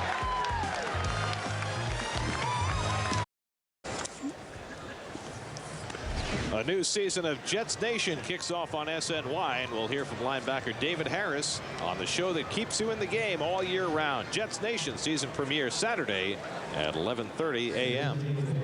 You're going to have to get a new jersey. I know, my Jonathan Vilma jersey is now defunct. That's a good memory on your part. Chris Duncan moves over to play first base for the Cardinals.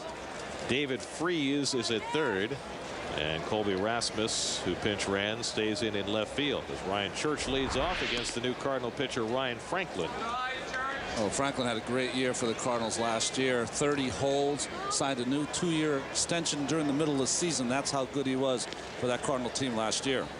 Well, the Cardinals did not have a good year last year. They won only 78 games. And, of course, they had all sorts of off-the-field issues. But the one area which they excelled was in their bullpen. Jason Isringhausen had a terrific year. Franklin held up his end. Russ Springer had a good year. Randy Flores. Take your base, Ryan. Take your base.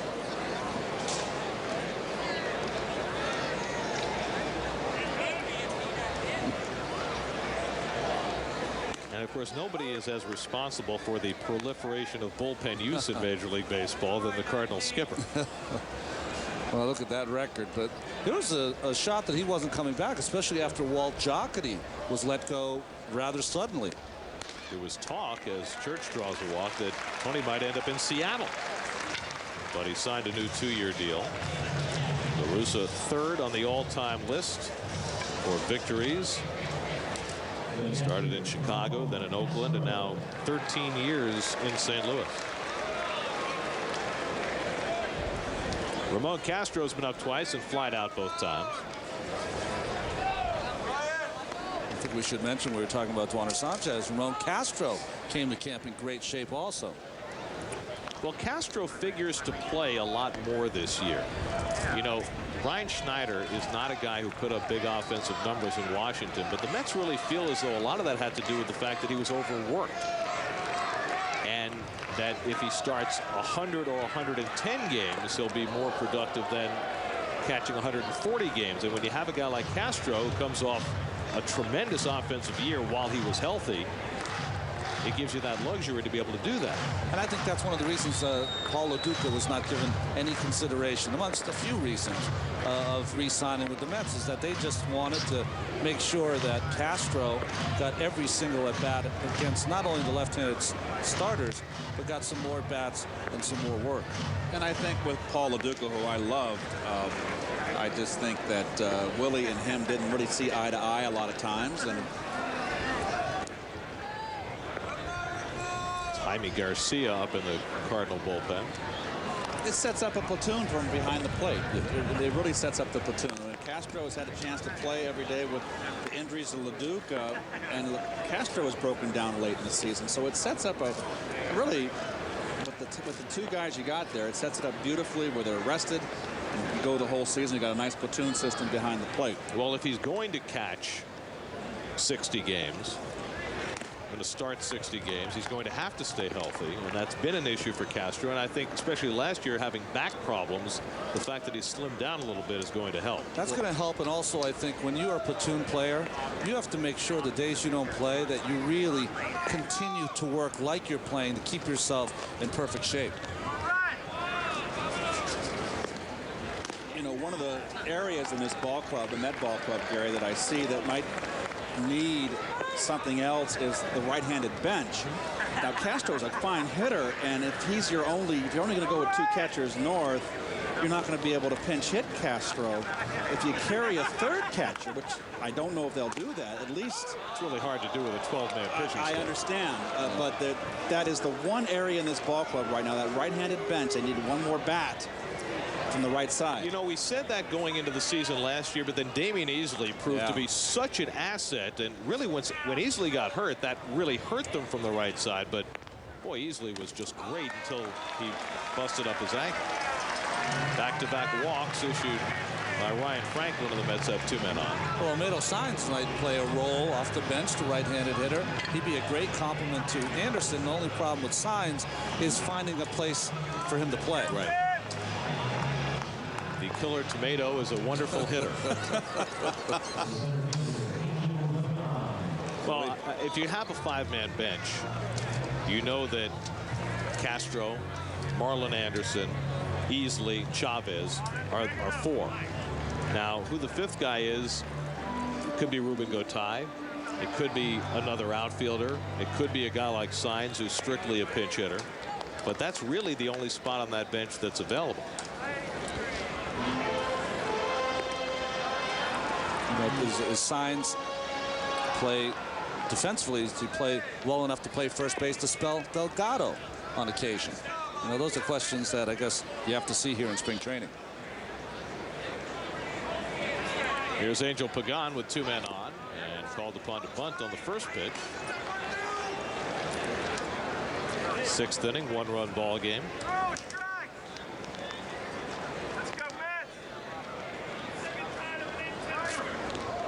Ryan Franklin struggling with his control since coming on.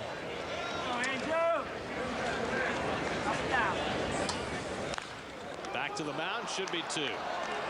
Ryan with a turn, 1-6-3 double play, 2 out. Well, it's a pitcher's best friend right there, Ronnie. Good Lord, walk the first 2 batters and then get a nice 1-6-3 double play here. Should have bunted. Interesting that he wasn't bunting, yeah. But, you know, in spring training, especially with a guy who's trying to make the team as an extra outfielder, you want to see him swing the bat. I agree with you. Right? 100%. So it's left to Anderson Hernandez with the tying run at 3rd and 2 out. Hernandez singled to center his last time. And Molina knocks down the slider in the dirt. Joselo Diaz, whom the Mets traded away a few years ago and brought back this spring. He went in the Jeremy Brunitz deal, if I'm not mistaken. Gosh, a blast from the past there. Well, they got him for Brunitz, right? When they traded Brunitz back in 03? Ethan says yes. Yeah. How do we let him go, Ethan? Thanks, Ethan.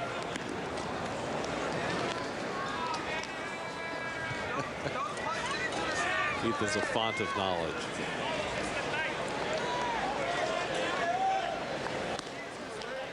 Two and 1 to Hernandez.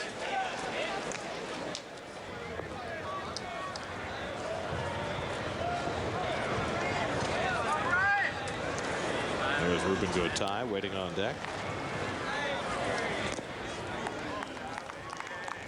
Let's see, the Mets got Joselo Diaz with Victor Diaz in the deal for Jeremy Brunitz. And then they sent him, oh, here we go. They sent him with Scott Kazmir to the Devil Rays in the Victor Zambrano trade. Now we know what happened to Joselo Diaz. The shallow center field, and Brian Barton is there to end the inning. So a couple of walks, but the Mets can't fashion anything out of it. 4-3 Cardinals. The Mets will roll out their 6th pitcher of the afternoon. Joselo Diaz will take over. Joselo pitched in Yokohama last year in Japan. 46 games in relief. And it's these guys that come out of the bullpen that are in spring training. Mets have 34 pitchers in spring training. Is that all? That are here for two things. One is to eat up innings late in games, but it also gives them a chance, if they have one of those magical camps, to make the ball club. I think Joe Smith was one of those guys last year that they knew he had talent, but they didn't know he was going to have that kind of spring where you almost make the team, put you on the big league roster. Speaking of Joe Smith, yes, I mean, think about how important he was to this team early last season and how his stock appears to have fallen. Well, you know, he came up at such a young age, didn't have a lot of experience in professional baseball. I think by his own admission got a little tired during the season last year.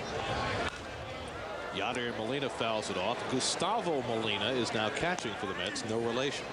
And when you make it that early and you have a lot of success early, which he did, and then you don't and you're sent down, it takes a while, I think, psychologically for those pitchers to get over that. I think it's, or a player, it takes a lot to get over, because you just feel that with this quick start he had last year, you're like, hey, I'm going to be in the big leagues forever. And then you, wow, snap to, and you're sent down, and that's the process of getting back, not only physically, but even more, and more importantly, psychologically.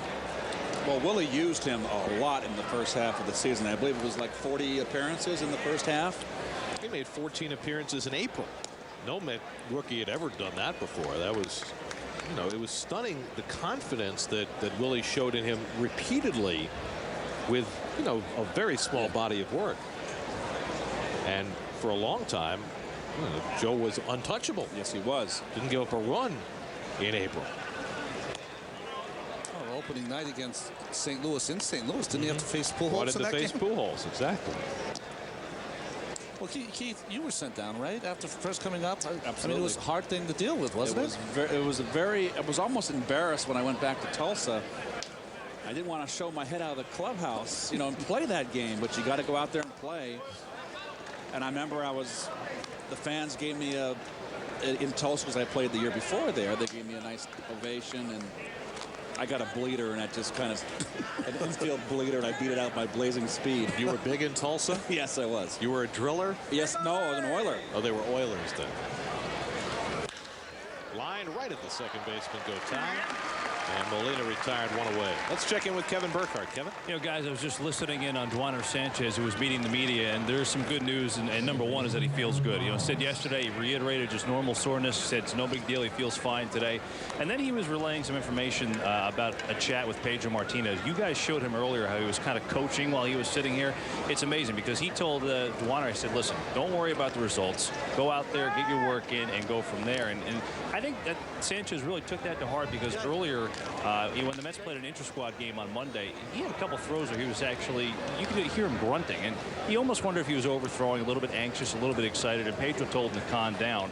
And it's a credit to Pedro, too, because the first thing he did when he came out here today, right over to Santana, they talked about batters, they talked a little bit about some of the pitches that he threw to certain guys. So, you know, Pedro, you look at him, he's laughing, but guys, he did a lot of coaching here today, too. But the main thing is Sanchez feels good, so that's the good news out of today. And he looked good, too. And if Sanchez is healthy and is back to what he was the first 4 months of '06, it changes everything about the Mets bullpen and the way Willie Randolph can use him.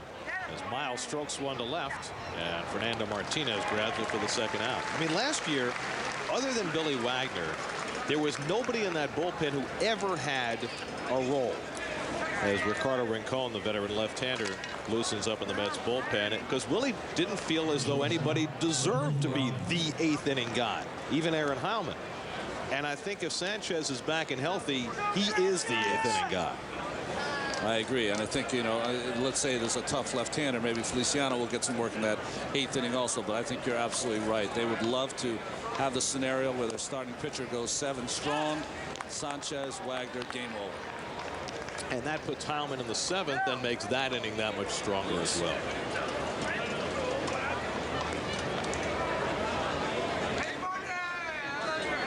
Brendan Ryan, 2 for 2, a triple and a single today.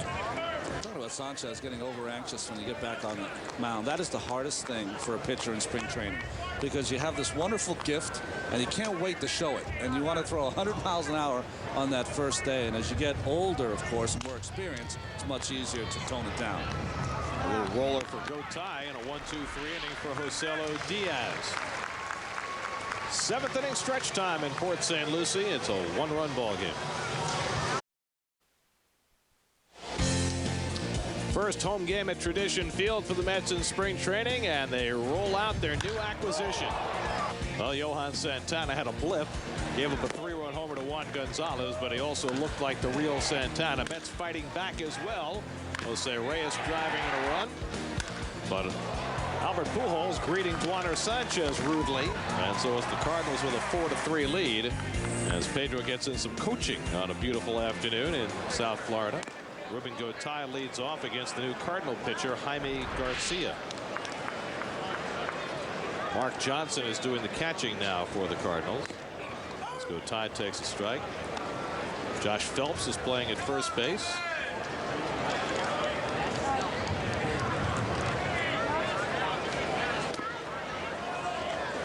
Jaime Garcia, just 21 years old, from Reynosa, Mexico. Here's D'Angelo Jimenez now in his shortstop for the Cardinals.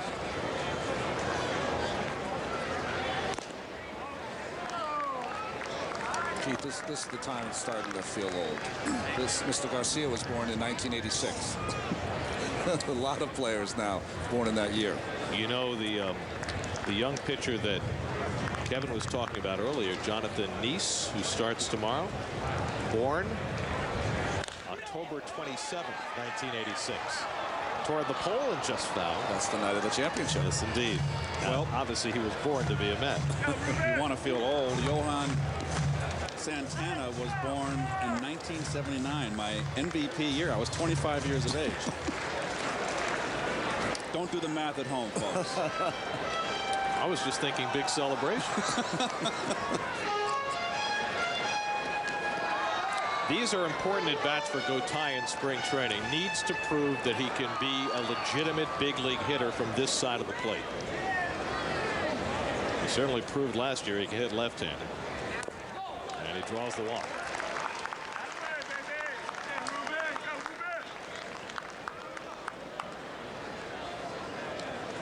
And now Brady Clark, who's played the entire game, 2 for 3, stole a base, scored a run. Gotay's an interesting case on this team. Just trying to figure out where and how he fits in. And, you know, we were talking before about right-handed bats off the bench. If he can be a legitimate right-handed bat, that solves the problem. He also proved that coming off the bench left-handed, he could be a good pinch hitter, too, which is unusual for younger players. Well, in the perfect world for Gotay and the Mets, it would be that he was a natural right-hand hitter, but that's not the case. We were talking earlier about they need to maybe one more guy from the right side of the plate, because Gotay can play all 3 infield positions. I watched Brady Clark play in his stance. He looks like Bill Ullman, who played a short time for the Mets. And a long time for the Padres. #1 pick of the country that year. Brown, right? Brown. He's from Rhode Island himself. Good stop there by Mark Johnson, the former Chicago White Sox catcher. Looks like the backup catcher with the Cardinals this year is going to be Jason LaRue, the former Cincinnati Red. That's an upgrade for them. They had Gary Bennett as the backup last year.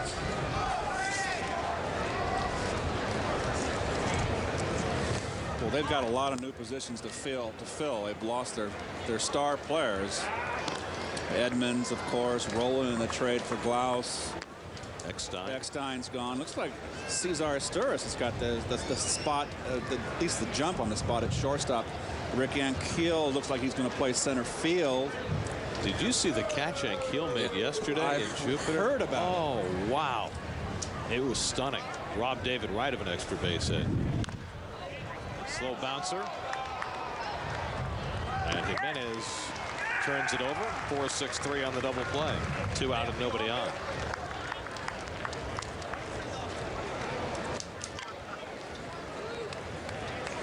Here is Anderson Machado up for the first time.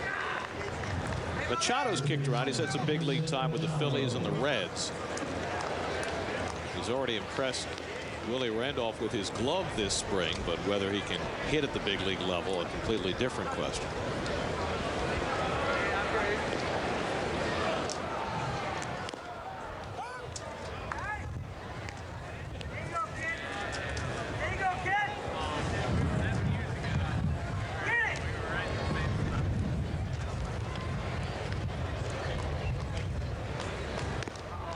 Machado takes an off-speed pitch for a strike. Machado spent last year at Louisville in the Cincinnati organization and hit just .223 in AAA. Miles gets in front of it, and the inning is over. We move to the 8th in Port St. Lucie, 4-3 Cardinals.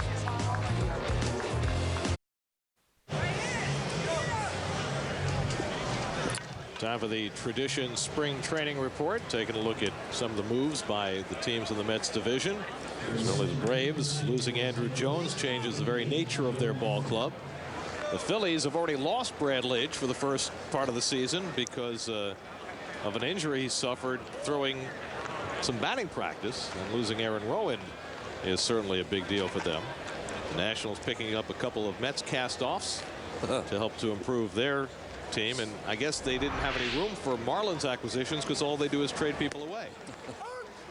Well, it looks to me, Gary, that the East is a lot weaker than it was last year. I think Florida has taken a step back. Washington hasn't. I don't think it didn't make any improvements. This is Joe Mather up for the first time. I don't know about Atlanta. I don't think Atlanta's improved themselves that much. It's in order for the Braves to be successful this year, they are counting on a huge comeback from Mike Hampton. Wow, and Mike Hampton hasn't pitched in 2 years. Let's flip a coin there. That's exactly right. And I really think that taking Andrew Jones out of center field completely changes the way the Braves have to play the game.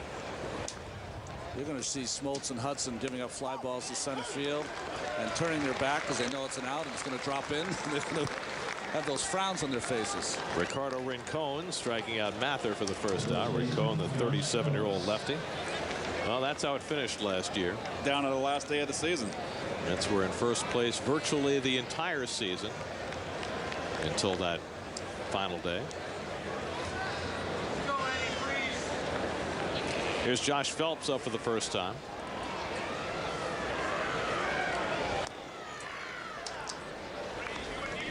Phelps, who played for the Yankees last year and then moved on to Pittsburgh. And with the release of Scott Spezio, all of a sudden it looks like Phelps may have a chance to win a job with the Cardinals.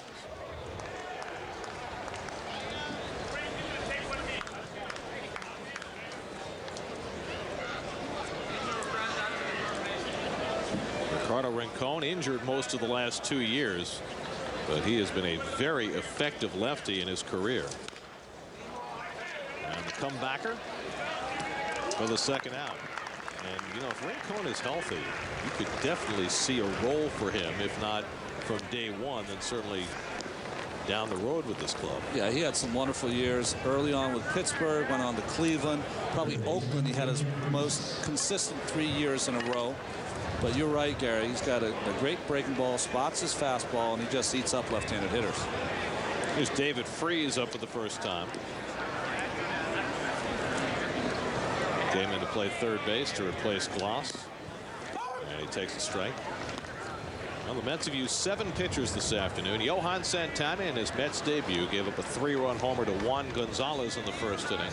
Overall charged with 3 runs and 4 hits in his 2 innings of work.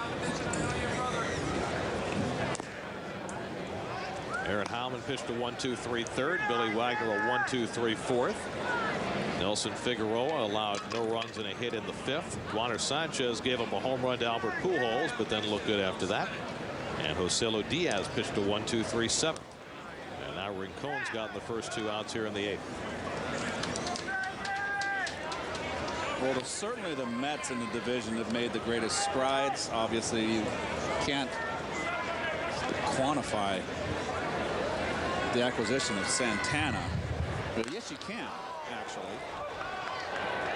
That'll shoot up the gap. An extra base hit for Freeze as Pagan chases it to the fence. Freeze is going to try for 3. Can't. Christian Hernandez's relay not in time. Freeze has a 2-out triple. Well, they were playing him shallow and toward right. That turned out not the place to play him. That ball was hit better than it looked up here. I think it fooled Pagan, and Pagan's a very good defensive player, very good defensive outfielder. That ball was ripped. I know the East is just kind of setting up again as the Phillies. I mean, that's why they play the games, and nothing's for certain. But certainly it looks like it's going to be Phillies and Mets again. So who's the team to beat? I got to say, right? That's the phrase, right? Team to beat. Yes. Colby Rasmus up for the first time, takes ball 1. Eddie Coons in the Mets bullpen.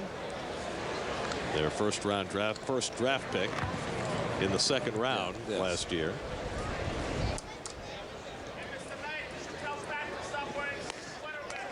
One and 1 to Rasmus. And Eddie Coons out of that mode we've seen with Chad Cordero with Washington. These closers in college seem to get drafted and have a better chance at moving up quicker in an organization. And why is that? It's because there's less to learn? I think that's, and it's also because their closers have been in, as tough a situation as you're going to get in a college game. And especially with Coons, he played on a team that played in the championships. So he knows what, it's a little easier when you've played in front of bigger crowds. Well, isn't part of it also that as a college starting pitcher, you don't have necessarily that third pitch that you might need to pitch in the big leagues, whereas as a closer, you don't really need that second, third, or even sometimes a second pitch. Yeah, you just need one outstanding pitch. 2-1 to Rasmus. He takes a fastball for a strike. And 99 times out of 100, that one pitch is a nice little 90-plus fastball.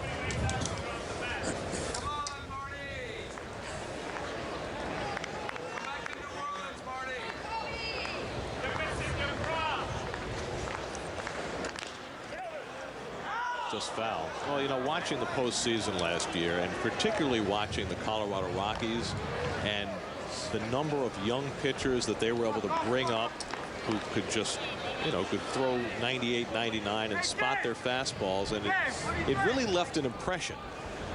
It really did. They had the guys not only could throw 98, 99, but throw the ball over the corners. Well, they've got some nice young hitters in that ball club, too. That's a team for the future. Well, all of a sudden, late last year, they were the team for the present. That's right. Rasmus fouls it back. I mean, you talk about going on an incredible hot streak at just the right time. Yep. And to think they never would have even been in a position to make the postseason if it hadn't been for Tony Gwynn Jr. Yes. And that big hit he had against Trevor Hoffman to keep the Padres from clinching the wild card outright. Popped up. That'll stay in play. Michel Abreu makes the grab to end the inning. So a 2-out triple, and that's all off Rincon, and the Mets will try and come from a run down in the bottom of the 8th.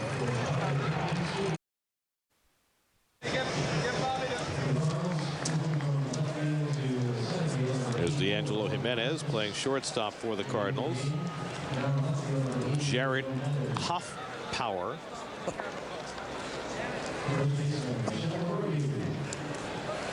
is now at second base. There's a call strike to Michel Abreu up for the first time. Abreu, a Cuban defector who originally signed with the Red Sox. They let him go when he turned out to be 4 years older than he had claimed. Mets signed him, sent him to Binghamton 2 years ago. Grounded to third, and Freeze handles it. And he led the Eastern League in hitting. He hit .332, and then last year couldn't get a work permit and sat all year and never played. And now he's, well, in the Mets book it says he's 29, but it's widely known that he's 33. And the Mets are hoping that if they have a need for a right-handed bat, that Abreu might be able to be that guy. Boy, I really needed to be 29 when I was 33. I'll tell you that. How old do you need to be now? Oh, man. No, I'm comfortable now. Good. I'm You grew into your age? happy on my way to 50. Are you comfortable in your skin, Ronnie? Yes, I'm fine. I have news for you. I'm gonna beat you to 50. I'm going to beat you all to 60. You'll be 50 candles this year, right? That's exactly right. Wow. Fernando Martinez up for the first time. Just 19. And that's been confirmed. Takes the curveball for a strike. 19. Wow. Well, I think you know a 19-year-old that did pretty well in the big leagues one year. Guy named Gooden? Yeah. Ouch. Got him. And Martinez gets nicked. Actually, there's another guy here in the ballpark today who was in the big leagues at 19. The third base coach for the Cardinals, Jose Akendo, was a Met at 19. That's right. There's Ryan Church. You know, there have been guys in the big leagues at 18. Robin Yount. A-Rod. Yount is a shortstop. Robin Yount played his whole career under the radar screen and got 3,000 hits. All those years in Milwaukee. Of course, played against him in the '82 World Series. Kyle McClellan up in the Cardinal bullpen. Great guy, Robin. He's one of the best guys. Ryan Church 0 for 2 in a walk. He's been the DH this afternoon.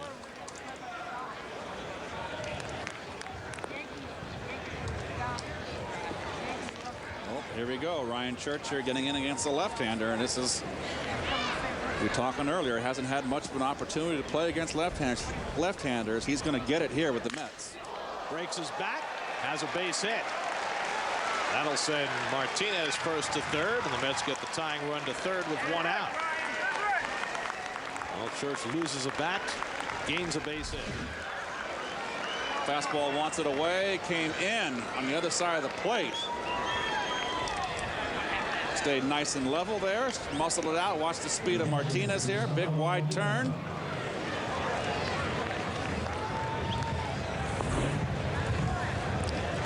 Yeah, it's funny we talk about Church and his watching him in spring training, and his ability to hit left-handers is going to be closely watched. Arguably got one of the biggest hits against the Mets last year, didn't he, off Billy Wagner? Yes, he did. Seemed all the Nationals did. Gustavo Molina up for the first time, takes the breaking ball for a strike. Molina, a 26-year-old Venezuelan who began last year with the Chicago White Sox, also had some time with the Orioles in the big leagues.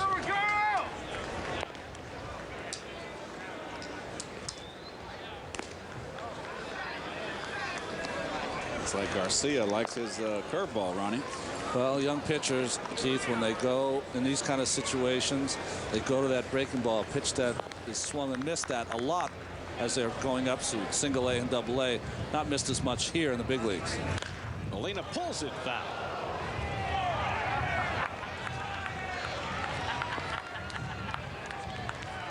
New York sports debate, opinion, and insider information. It can all be found right here. Daily News Live, presented by Citi. Weekdays at 5 with encores at 11 p.m. and 1:30 a.m. only on SNY. Is that Chris Cotter? That was Chris. Is he the host of that show? He's the host of the show. Good host, too. Does a nice job. Nice wardrobe, too. He's a fancy dresser. Chris looks like he's well recovered from that rookie season he had with us on the road. He was worn out by July. He looks great. The best I've ever seen him. He looked terrible the second half of the season. You know, Connor's the only person who decided he didn't want to work with us anymore. No, there's a few others. They're just still under contract. They haven't gotten their escape yet. Runners at the corners and 1 out. 2-2 to Gustavo Molina. And he yanks it foul.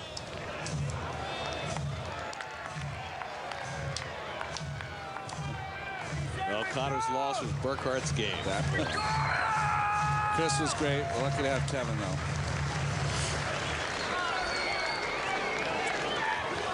But I think Connor has found his niche, no? He's a Daily News Live kind of guy.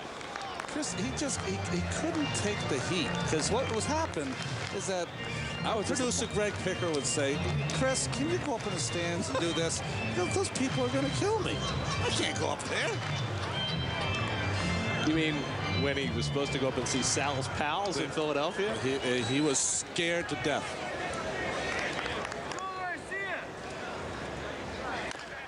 Another foul ball. So you're saying he was scared of Sal's pals, but not of sitting next to Bob Raceman in the Daily News Live studio? No, he handles that much better. Well, then, you know, Chris started going with the disguises, you know, in Milwaukee with the sausage outfit.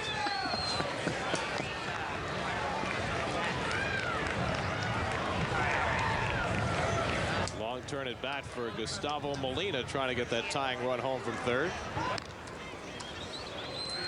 Ryan Church can steal the occasional base. This young man Garcia is going to have to watch his move because he does not step to first at all. Probably not going to be called in a spring training game, but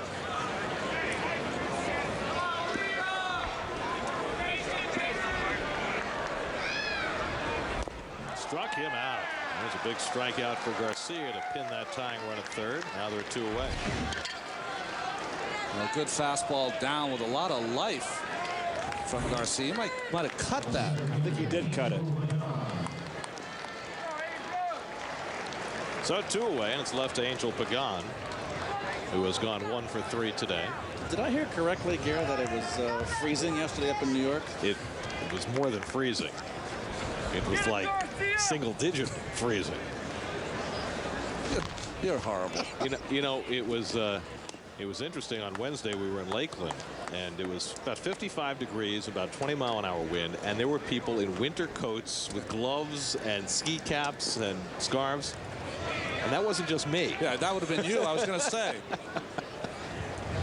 It's been a little chilly the last 3 or 4 days here in Florida, but as you can see, a lot of folks out there in their summer wear. A lot nicer today, about 70.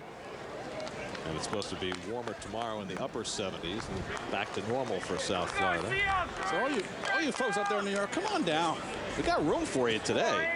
Get on a plane and come on down.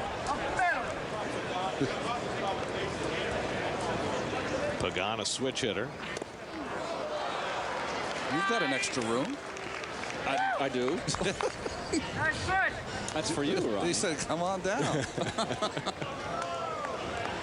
Let's knock on Keith's door. Oh, you can see Duncan and my 3 cats. Birds, too, don't you? No birds. No birds. It's like a menagerie. There's the strike, and it's 2-2. Angel Pagan, who missed the last part of last season with a bout of colitis, and that can't be fun at all.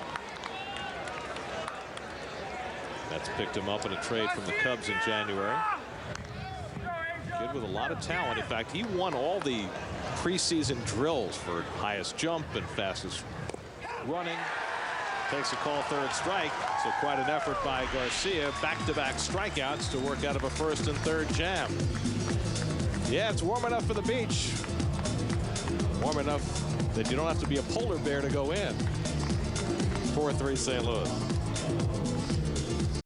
6'6" Eddie Coons, the Mets' first draft pick last year, will pitch the top of the ninth.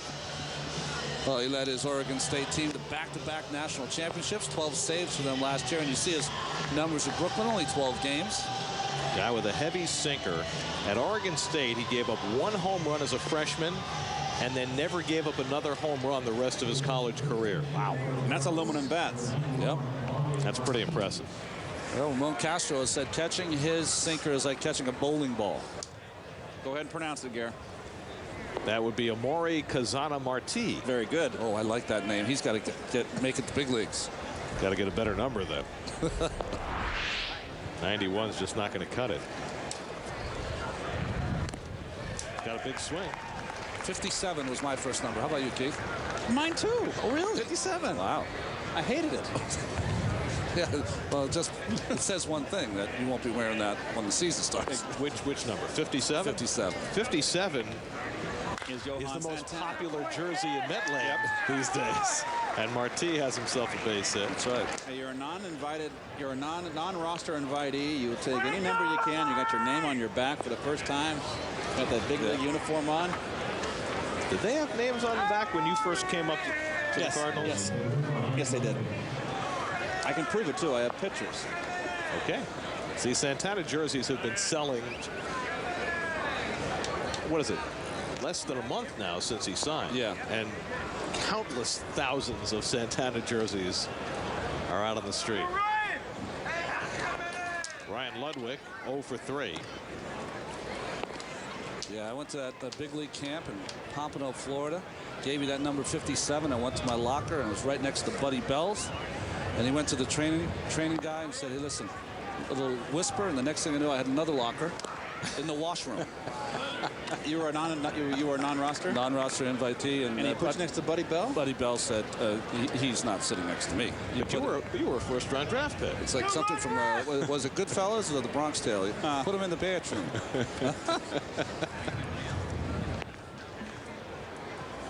I think that's why they had the hubris to maybe put me there, because I wasn't #1 pick for the team, but Buddy Bell did not care. And he's a great guy, Buddy Bell, by the way.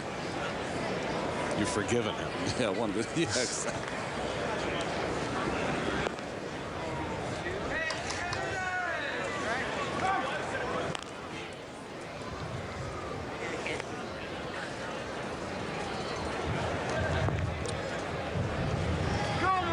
That is Ron Flores, brother of Randy. They're now both Cardinals. Ooh. 2-1 to Ludwig. Up and in gas attack here. Would buy him.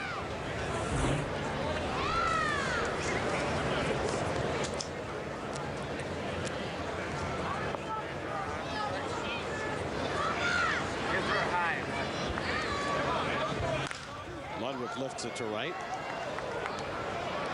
Brady Clark having trouble with it.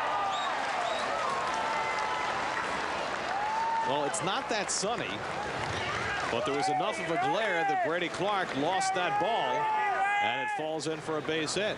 Well, he's got the glasses on, the flip downs, and the sun is over the third base dugout. He just lost it. Turned his back there to get a little look at the wall, and then came back, couldn't pick it back up.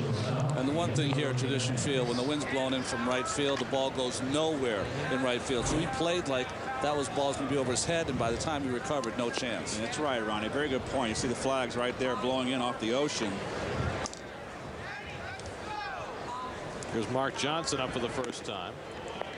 So now Coons faced with a first and third, and that's D'Angelo Jimenez, excuse me, up for the first time.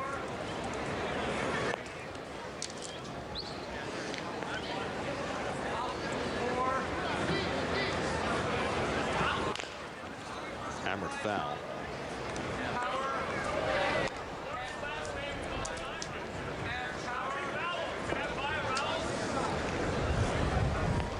Geico Sports Night on SNY, the place for the latest New York sports news and all the latest on your New York sports team. 6 p.m., 10 p.m., and 1 a.m. every night, only on SNY. Infield in. And Jimenez fouls it off. Watch that 1 a.m. Sports Night. It gets you ready for that 1:30 replay of Daily News Live. Is Chris a part of that show, too? Is he taking over in that studio? Potter is everywhere.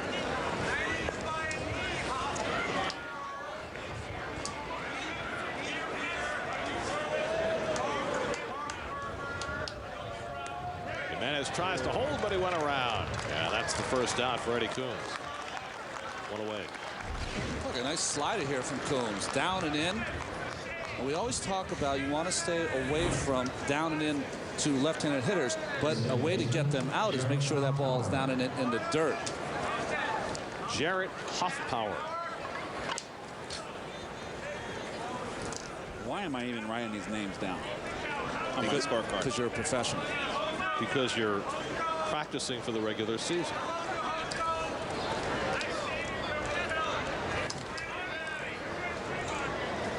Infield about halfway, and Hoffpower lifts it to left. That should get a run home if it's caught. It's caught in foul ground. What a play by Fernando Martinez. Marti trots in to score, and now it's 5-3. But Fernando Martinez with a terrific catch. Well, a long way to run here, and this ball, that's probably going to be foul, but that's too close to let drop. Yeah, it might have been fair. But really a great effort. And good base running all the way around. The runner on first base advanced also, Ryan Ludwig. And watch him, sees that it's going to be a tough catch. Very nicely done. He's in scoring position. Although, let me ask you, Keith, okay, he tagged up on that ball, but he made that decision early. That's a hard one to make a decision on because he had to dive for that ball. If that ball gets by him, he probably doesn't score. He might not get to third base if that ball lands fair and he's somehow able to smother it. How do you make that decision? On the spot. No, I mean, you guys make it on the spot. If you make your choice, you can see that he's going to get it. And obviously that was his thought process there, is, okay, he's going to catch this ball. Easy play, huh? No, it's not an easy play. I was almost ready to change my mind when Ronnie brought that up. Maybe he did make a mistake there. Came out smelling like a rose. Mark Johnson up for the first time. And he takes a strike. By the way, you guys, you know, Matt Yalof's in town. Matt's here? You said hello? I didn't see him. Matty. Is he here for a bit or what? Don't snub him now. Well, why would I snub him? I don't know. I'm just telling you, you need to say hello. Oh, I haven't seen him. 1-2 the count to Johnson. Matty and Maz are going to be together again, right, for the pregame and postgame.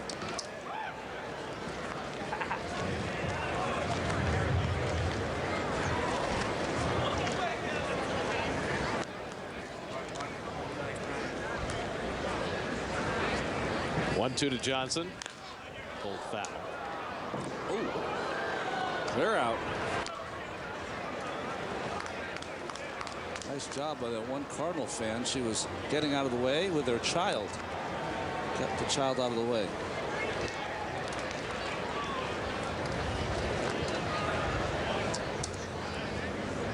Come on, cunt.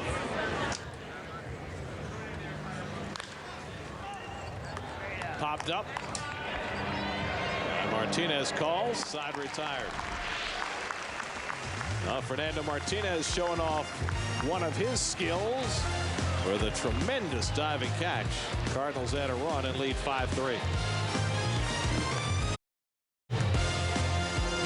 New York Mets baseball on SNY, brought to you by Citi, the official sponsor of Mets spring training on SNY, and by Infiniti, who uses the power of design to create dynamic, beautiful automobiles. Fun in the ballpark. Air guitar. Yeah.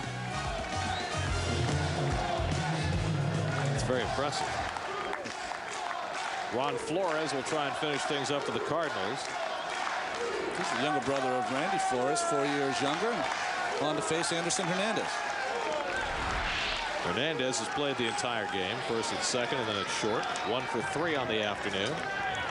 And he takes ball one. In fact, Ron Flores followed Randy to USC, but because they're 4 years apart, they've never been able to play together. And now for the first time, they're on the same club. Randy Flores had a very good year for the Cardinals last year, an important member of their bullpen. And the Mets faced Ron last year when he was with Oakland in interleague play.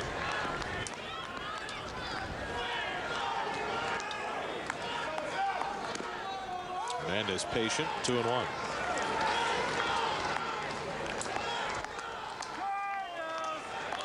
Mets have yet to win a spring training game. They rallied to tie the University of Michigan.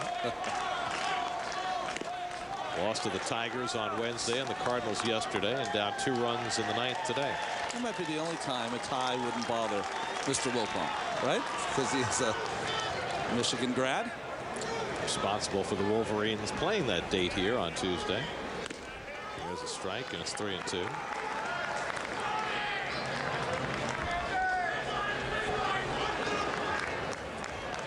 Blake.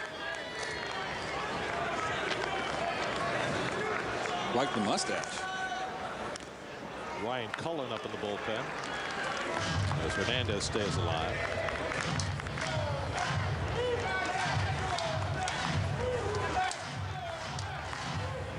There we go. Getting your leg work in. Well, he's doing the non-stop here, Ronnie, right? Yeah. That's real Ronnie. Yep. Must be a rookie. 3-2. Popped up. And shortstop Jimenez. One away.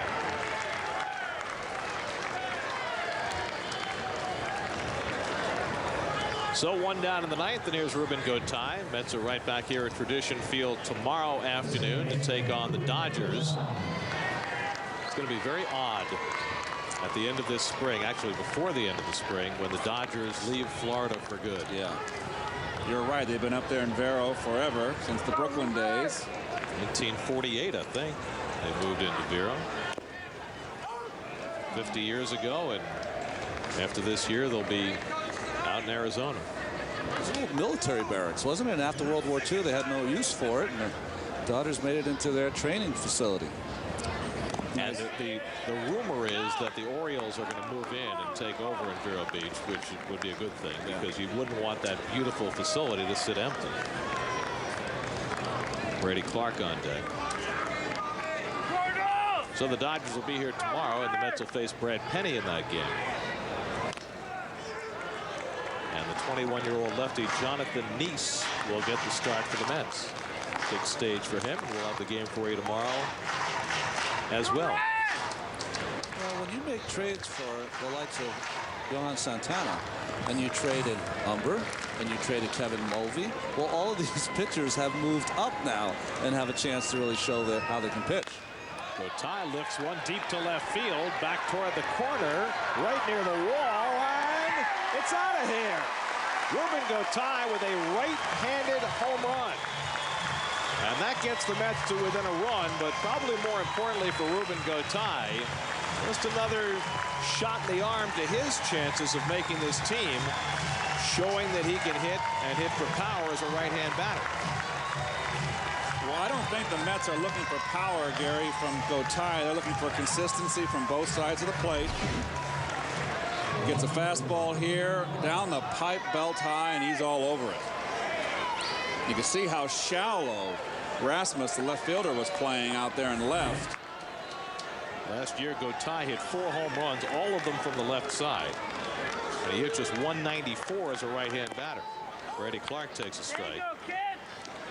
Let's see what Brady Clark can do. His inability to catch that fly ball to right field gave the Cardinals that add-on run that now has been the difference. Clark has gone 2 for 4, has played the entire game in right. And he hits one in the air, not as deep to left. Wind's blown out. Back, has enough room. And that's the second out. Well, I think Ron Flores out there now. He's had 2 in a row here that you got to realize right now the wind's blowing out to left. You can't turn the wind around and the ball hit the right field. So Anderson Machado, the final hope for the Mets, down by a run in the 9th. Machado grounded out in his only at bat.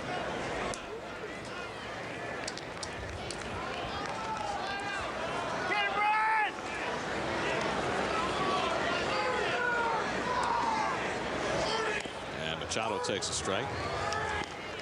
Mets and Dodgers tomorrow. We'll have that game for you on the CW11. So bring the right shirt. You know what? I'm not sure I have one. Swing and a miss. I have an extra one. You do? I have an extra one, too. Maybe I may be swimming in it, but yes, exactly. I'd be happy to borrow one. You'll look very husky in it, trust me. Thank you. It's lovely of you to offer. And Machado down swinging, and that puts the close to the afternoon.